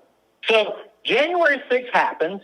The government has claimed that all the Oath Keepers, to include myself, were at Olive Garden. But, of course, this information is later, 6 months after the fact, even though Olive Garden has security footage that I'm sure that they've maintained for at least 6 months, which means the FBI could have gone to this Olive Garden in February or March, well within the 6 month period, and somehow they just didn't know about it, even though they're tracking everyone's cell phones, everyone's bank account. They have arrested everyone. Everyone was asked what they did, where they knew about this Olive Garden dinner probably on January 8th. But yet They don't go to Olive Garden until 6 months after the fact. So meanwhile, they place me at the Olive Garden, and yet they know that I'm not at the Olive Garden. Why? Because they tracked my cell phone. The agent is literally having a conversation with me. I'm telling the agent, and I have the screenshot of our conversation back and forth, where I show the agent the murder of Ashley Babbitt by Lieutenant Michael Byrd of the Capitol Police Department. The video shows that Michael Byrd clearly fires into a crowd of Capitol Police tactical officers, clearly in the frame, right? Everyone's seen the video. At least I hope everyone's seen the video. The agent hadn't seen the video until I sent it to him on the night of January 7th. And I said, here, if you want a contact report from me, which is what you would refer to a report from a human asset, a contact report, here's my contact report. A Capitol Police officer murders an unarmed female Air Force veteran. And you know what the agent's response is on the morning of January 8th? Wow, they were downrange. I have the screenshot. It was in my discovery. So while in June, the FBI is claiming that I'm at Olive Garden the night of January 6th, they really know that I'm actually talking to the Department of Homeland Security investigator working with the Joint Terrorism Task Force that night. Well, we don't flee the D.C. area. We stay like a day or two, and then on our way back, I drive to North Carolina, and I visit with my family and friends. On January 13th, the National Terrorism Operations Center closes their assessment on Jeremy Michael Brown, finding that I am no national security threat.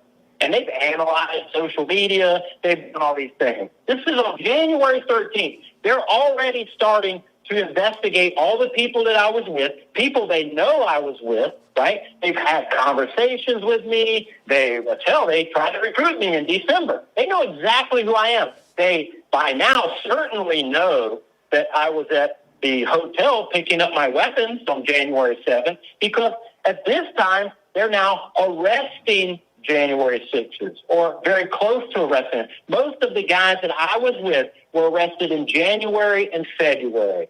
Kenny Harrelson was the latest, who was arrested 5 days after I went public on March 10th. So January 13th, the National Terrorism Operations Center clears me as no national security threat.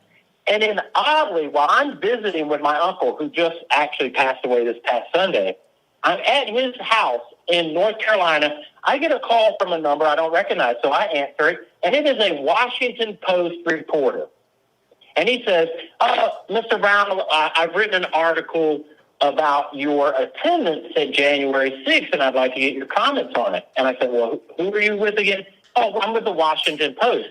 I said, well, I don't talk to news reporters, and I hang up. He then sends me a threatening text message and says, well, I mean, this article, it doesn't look very good for you. It certainly would not be good. I mean, I'm sure that the text message is still on my phone that the FBI has. But he basically says, this article doesn't look very good on you, and if we have to run it without your comment, it's not going to be a good thing. I don't respond. So on January 15th, the Washington Post runs an article, titled something about how combat veterans are susceptible to conspiracy theories, right? But the article is about me by name, Jeremy Michael Brown.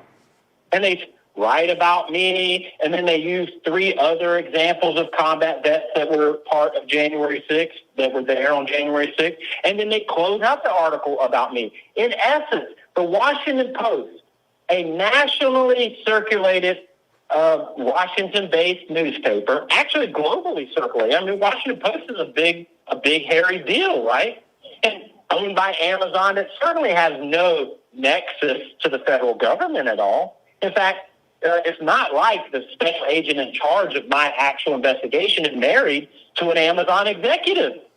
Not at all, right? But the Washington Post somehow, in 7 days, not only discovered that Jeremy Michael Brown, some guy from Tampa, Florida, that nobody really knows who the hell I am, somehow found out that I was at January 6th, wrote an entire article about my military career and participation in January 6th, and are ready to publish this article on January 15th. And what is their takeaway? That this guy is a conspiracy theorist. Now, at the time, I'm like, a conspiracy? Or based on what? Right? Well, it might have been based on the fact that the FBI knew on January 15th, on January 13th, on January 5th, on December 9th, that I had recorded their agents attempting to recruit me. They knew, because, of course, they monitor everything that you talk about. They knew that I had a Project Veritas. They knew that I had reached out to other journalists and said, hey, I've got a story for you. See, I believe, now, I can't prove this yet, but you ask, why am I going to trial? Oh, because I'm going to find out what communications that the federal agencies have with the Washington Post. Not only in my case, but in any of the cases. Where did all these so-called government leaks come from? How did the Washington Post know who the hell I was? And what did they base my so-called conspiracy theories off of? As of January 15, 2021, I hadn't made any public announcements of any major conspiracy theories that I can recall. But yet the Washington Post saw fit to write an article about how I am a conspiracy theory. See, this is what we call a preemptive attack, right? A preemptive character assassination. Oh, hey, Garrett, you're planning on running for governor of Michigan? Oh, well, that would be a shame that this article about some college girlfriend, somehow comes out in your local paper before you even announce. Oh yeah, yep. When I stood up from the very beginning, when I was organizing that group of 400,000 people, there was a world smear article done on me that I found the cure for COVID. Took everything out of context of what I said on a podcast, several months back. And yeah, that's exactly what they did. They discredited I was a conspiracy theorist. I was a quack, all that. Yeah, I know exactly what they're willing to do. And was this before you declared that you were running? Oh, yeah. Isn't that funny? Yep. Why would they smear you out of the blue? Well, they knew that you were having private conversations with probably local Republicans and donors and your friends and your wife or whoever, right? Talking about, I think I might run for governor. Oh, really? Oh, well, as we're illegally monitoring the transmission, hey, do we got anything on this guy? Let's use our J. Edgar Hoover policy of collecting dirt on everybody so that we can use it against them if they don't go along with what we want. See, everyone likes to think and likes to say, oh, the FBI used to be great, but now they're corrupt. No. The FBI has always been corrupt. The FBI was formed by a transgender to collect information on his political enemies to use in his favor. And this is evidenced by the church committee hearings exposing COINTELPRO, which wasn't even exposed by the government, but was exposed by activists who broke into an FBI field office hoping to find all the dirt on their little tiny organization, and instead found that the FBI had dirt on all of these major people, Martin Luther King, Malcolm X, John Kennedy, all this stuff, right? And so you can't avoid it. At that point, the cat's out of the bag, right? And so the church committee basically acknowledges, the COINTELPRO, it not only was an FBI illegal operation, but that the FBI wanted people to know how lawless they were in order to instill fear and intimidation in their political enemies. This is the history of fidelity, bravery, and integrity. It's the Federal Bureau of political intimidation. That is what they are. That is what they always have been. The difference is the war on terrorism gave them all Coyote Brown body armor and short barrel rifles, of which they claim I don't have a right to as a retired Green Beret, but that their perfectly within their rights to kick down the doors of a school board mom with, right? This is who the FBI is. And even their own agents are telling people. After January 6th, we make our slow trek back to Tampa, right? We make multiple stops along the way. I visit family and friends. I visit my buddy in my hometown who's 25-year law enforcement. And I tell him, hey, there's something wrong with what they're saying happened in January 6th is not true, right? I visit with my mother. I visit with my uncle. But oddly enough, now that I've been in jail for 2 years as part of a domestic terrorism investigation of which they got a warrant and seized all this stuff, none of these people were ever questioned by the FBI.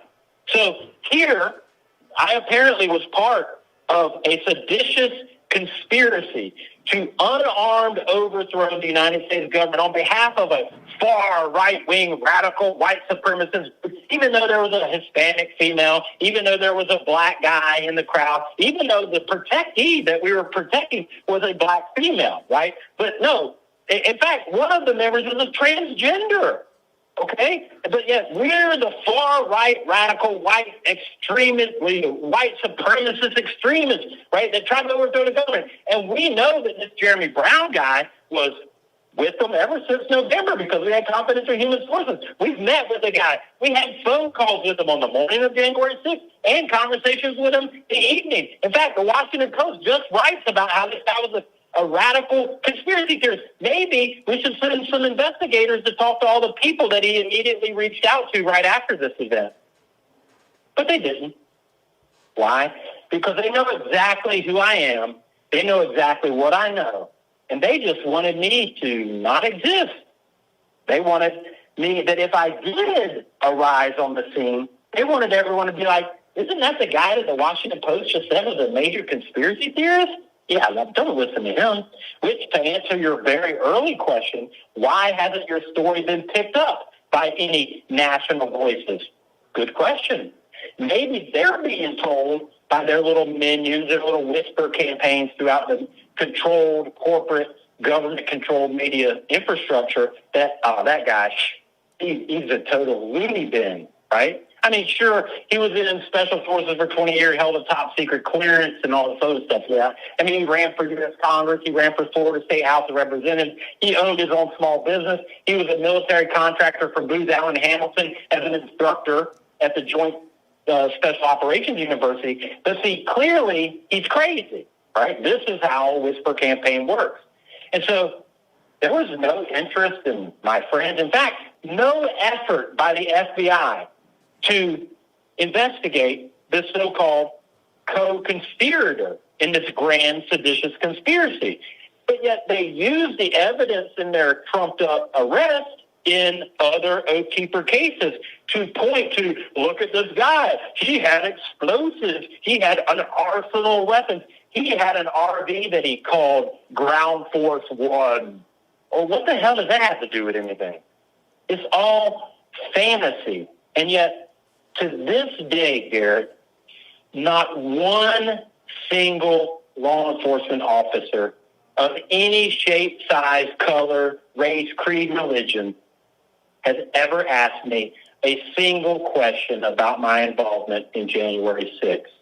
Despite their domestic terrorism investigation search warrant, despite the fact that their mythical arsenal that they found, despite the fact that they conveniently found grenades that didn't have any DNA evidence on them, all of these things that would totally support their false narrative, but yet they never came to question me. Do you know that my girlfriend was with me the whole time? In fact, she stayed in the RV on January 6th for the simple reason that they didn't have enough bathrooms, and she didn't want to have to go to porta potties. So she stayed in the RV. No agent ever asked her a single question, so even though she was there the whole 5.5 hours of the search warrant. That's nuts. So let me just again explain to the audience. So not one law enforcement officer, not one FBI agent ever even sat you down, hey, brought you down to the station, hey, we need to discuss this and that of what happened with the stuff that happened on January 6th prior and before and after. Not one? Nope. Did they ever even read you your Miranda rights? No, they did not. In fact, that's all caught on video. The entire arrest, because like I said, I had 14 security cameras, of which they attempted to unplug as fast as possible. And so a lot of their actions are not caught on security camera because they violated my property rights by disabling my security cameras without a warrant in order to cover up. But see, my girlfriend recorded the arrest on her phone at the very early moments. And all of the moments where they put me in cuffs, load me in the vehicle, and then attempt to gain access to our house and all, never are they caught.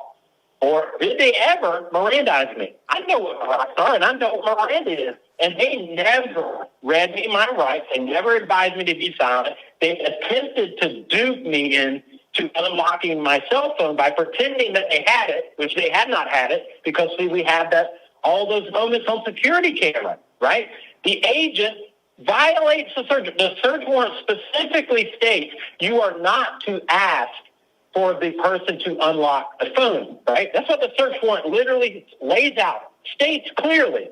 And yet the agent's like, hey, we have a warrant. You got to unlock your phone. And I say, no, I don't have to unlock my phone. I don't have to say anything, right? No, we have a warrant, right? So he violates the very search warrant, which is already illegal on its face, but then further violates it by attempting to pretend like he has my phone and telling me that that I need to give him my passcode, of which you do not have to do, by the way. You should always ask for a warrant for everything. Never talk to a federal law enforcement agent, no matter how pretty they are or how nice they treat you. Do not talk to a federal agent without a warrant and a lawyer present. But see, when my girlfriend is recording all this, she keeps reminding them, you guys are violating your oath. And the agent says, I'm not going to say anything while I'm being recorded. Well, why? Aren't you operating under the law? Aren't you on the up and up? I mean, aren't you doing everything by the book? Why would you be afraid to be recorded in anything that you say? You're a sworn agent of the law. But yet, all that's called on videotape, right? And see, here's the interesting aspect. My misdemeanor arrest warrant was signed by one judge, but the search warrant was then taken to another judge at the end of the day, right? Because, see, we don't want the arrest warrant judge to know that we're also getting this bogus domestic terrorism search warrant. Also, they were both under seal. Now, the only reason the government can justify for putting a warrant under a seal is because they believe that you're a flight risk. But see, this was 9 months after January 6th, right? I had been publicly, I had done probably 100 interviews at the time. I had been on InfoWars, in studio. I wasn't hiding from anybody. I was trying to tell as many people as possible everything I knew about January 6th at the time. And the government told the judge, we need to seal all of this information from the American public because Mr. Brown is a flight risk. He doesn't want to have to face these very harsh misdemeanors, right? Again, just another attempt to hide the fact that I exist. But see, up until Darren Beattie released that article that we spoke about earlier, the FBI showed no interest in me at all, other than monitoring what I was saying on social media. I have all their investigative documentation, which is nothing, just a bunch of illegal database searches that they used to monitor what I was saying. They knew about me going public on March 12th, according to their own documents, and yet never sent anyone to question me. They were provided a sign that I wrote to them because I called them out for violating their oath and said that if they come after me, they better bring a bigger tax package. They had all this information. It was provided by my girlfriend's sister directly to the FBI. They had this in March of 2020, and yet no investigation. But when Darren Beattie's article came out, and then Jim Hall from the Gateway Pundit called me and said, hey, could you comment on this? It sounds a lot like what you were saying is totally backed up by Mr. Beattie's reporting.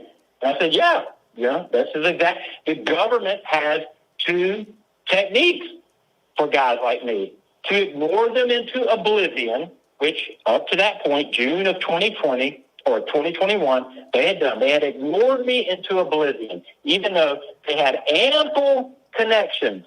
Right? Remember, Olive Garden, hotel footage, confidential human source reports, Washington Post, National Terrorism Operations Center assessment, all this stuff. Yet never actually came to question me, never did any investigation into me. But now I start to get more interviews. I start to get more calls. And immediately the FBI reaches out to 4 other oath keepers who had not yet been arrested. And they were all questioned about me, all offered the ability to avoid prosecution if they would just tell us a little bit about Stuart Rose and tell us a little bit about this Jeremy Brown guy. In fact, one of these interviewees was asked an awful lot of questions about my RV and what types of weapons I had. In surveillance before the arrest, there were photographs of my RV in locations not on my property. Now, when I look at these photos from a mindset of a much larger covert operation, if I'm an operator that's been tasked with surreptitiously planting, either through an asset or through an actual bunch of operators that are going to pick the lock on an RV, go in and put something, which I'm not saying that's what happened. I'm saying I don't know exactly what happened. I am saying, 1, those grenades weren't mine. 2, there's no evidence that they were mine. And 3, they obviously got there somehow, right? So I'm looking at this from a perspective of an operational planner. Well, I would say, where's the RV currently located? How is the RV laid out? What types of weapons does Mr. Brown have? Well, these are oddly some of the questions that were asked of this oath keeper, right? Statements made by oath keepers in grand jury testimony that are attributed to another oath keeper, and yet there's no records of that oath keeper actually ever saying them in any type of interrogation or interview. So one oath keeper, a 19-year-old Caleb Berry, who was questioned by a grand jury in July, was asked about Jeremy Brown at this grand jury testimony. So here you have a convened grand jury, and yet no indictment is issued against Jeremy Brown at this grand jury, but yet I'm brought up as somebody who has explosives. Caleb Berry testifies in a grand jury that Kelly Meggs told him I had explosives, but yet there's no FBI 302 attributing those words to Kelly Meggs, one of the original arrested people in, I believe it was early February or late January. So that means that Kelly Meggs was in FBI custody and is the direct originator of information that I possess explosives, not the grenades that they found, but the broad term explosives, as if we don't quite yet know what we're going to find in the RV, right? Because see, any civilian, if they look at 2 grenades, are going to say, those are grenades, because that's what they are. They're not going to say, oh, well, those are explosives. No, that's a broad professional explanation as to them, right? An expert might say, well, those are clearly explosives, a military-grade explosive in the form of an M67 fragmentation grenade. But a civilian, when presented with a picture of them, would refer to them as what they are, grenades, right? Like a civilian doesn't refer to a picture of a gun and say, oh, well, that's a firearm. No, they say that's a pistol, that's a rifle, right? These are some of the minor little nuances that are all indications that there was no investigation of Jeremy Brown. There was a targeting of Jeremy Brown. And when we get back, I'll talk a little bit more about some of the other specifics. All right, buddy. Hey, I want to get I want to get like a final statement from you on what you want to tell the people that are listening. And I want to help you fundraise for your lawsuit, obviously your appeal. So I want to make sure that we get all that. Okay. Is there anything else? Let me know whenever you're ready. Is there anything else that you want to add before you go into like your final statement?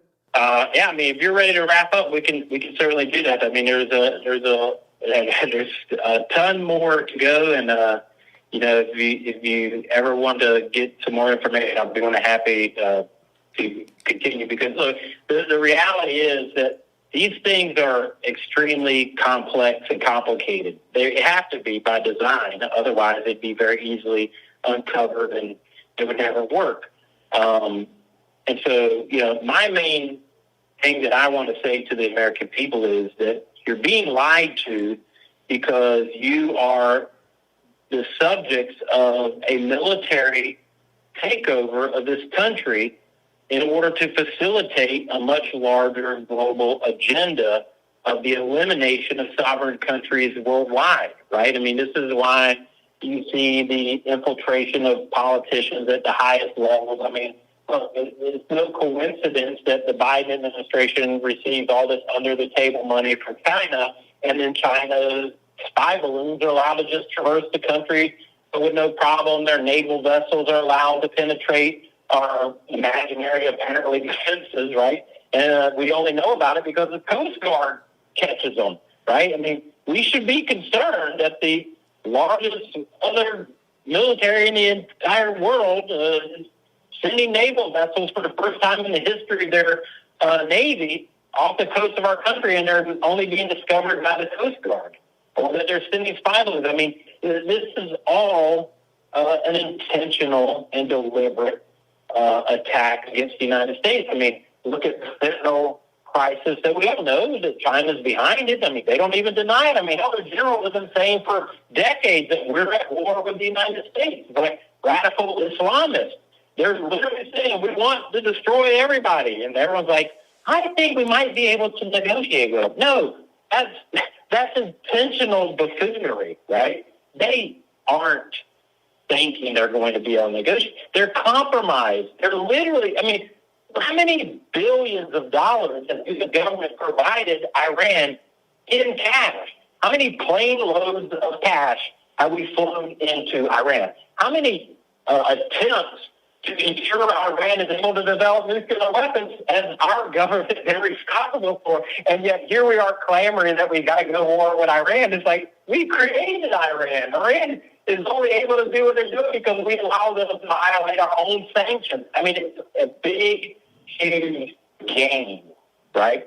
And this game is being played by those who hate nation states while they develop the European Union, right? They love unions because at the unions, they can simply appoint their favorite political friends who have been brought up under the auspices of the World Economic Forum's Future Leader Award winner, like Trudeau and all of these other clowns, right? I mean, this is what they want. And no matter what perspective you look at it, maybe you look at it as a conspiracy theorist and you think it's this group or that group, or maybe you look at it as a Christian, right? And you read the book of Revelations, or you read Christ's words about the end times. They all align because it's all the same observations, just different conclusions. So what can we do as Americans? For all the listeners out there, what can we do to fight up against this? I mean, what would you suggest we do? Well, what I suggest that we do is utilize every tool available to us, local and state governments, our ability to cripple them financially by not doing business with them, the calling out these tiny little despots at these local levels who develop the unconstitutional laws and statutes and say, no, I'm not going to do that, right? I mean, look at the recent resurgence of COVID, right? We received information through a whistleblower from the TSA that the government was planning on artificially reinstating COVID restrictions at the end of October. We received this information in like August or September. But that's odd. How are we supposed to know that there's going to be a viral outbreak 2 months from now, right? Well, the American people discovered this through the brave acts of a whistleblower who said, that doesn't make any sense. We called out the government, and what happened? There was no resurgence of COVID at the end of October. I mean, in California, they still did it because clearly there's enough stupid people in California to go along with it. But everyone else was like, I'm not going to do that. And see, this is the lesson you could learn by watching the movie V for Vendetta, right? no matter how many guns they have, they just don't have the numbers. There's not enough tyrants in this country. There's not enough radical Marxist, communist, globalists in America. Even if they had all the guns and we had no guns, we still outnumber them by so large a margin that we could just stomp their guts out. Yeah, sure, some people would get machine gunned down in the front lines, right? But see, they know this. They know they don't have the numbers. This is why they rely on propaganda. This is why they rely on their lies. This is why they rely on controlling the upper levels of everything, whether it's corporations, whether it's education, whether it's industry, right? This is their power. This is why the constant drumbeat of why they have to take away your ability to defend yourself, because they don't have the numbers. We do. All we have to do is exercise our own personal individual sovereignty, our own community sovereignty, our own state sovereignty. We need to be getting our state legislatures, right, who act like they're the JV team when really state legislatures formed the federal government. The federal government has no authority without the states' agreement to it.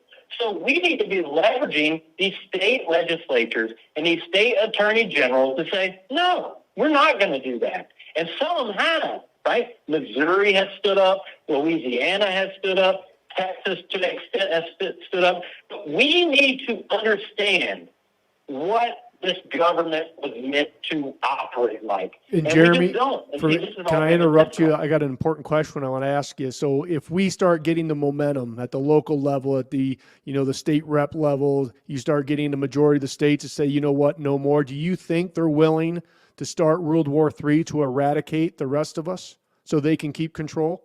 Oh no, they're going to start World War III before we get to that point. See, look, you don't think that it's a coincidence, right, that Israel is the only thing you hear about. Whatever happened to Ukraine? Well, see, Ukraine only worked for a little bit of time, and then we started to start asking a lot of questions, and then we had to develop some other new distraction. So you're on to something, but here's the thing, is that they always do these things preemptively, right? Deception, distraction, division are how they keep us from fighting them. And so before we get to the point, they will start World War III. They're working on it right now. I have talked about this on my podcast, is that they are spoiling for the Pearl Harbor excuse to just launch their next round in this World War, right? Russia, everyone lost interest in that. So now you never hear about Russia or Ukraine. But now it's Iran. And yet almost 60 attacks against U.S. military members in the region by Iran. They're literally setting it up. But see, here's the thing.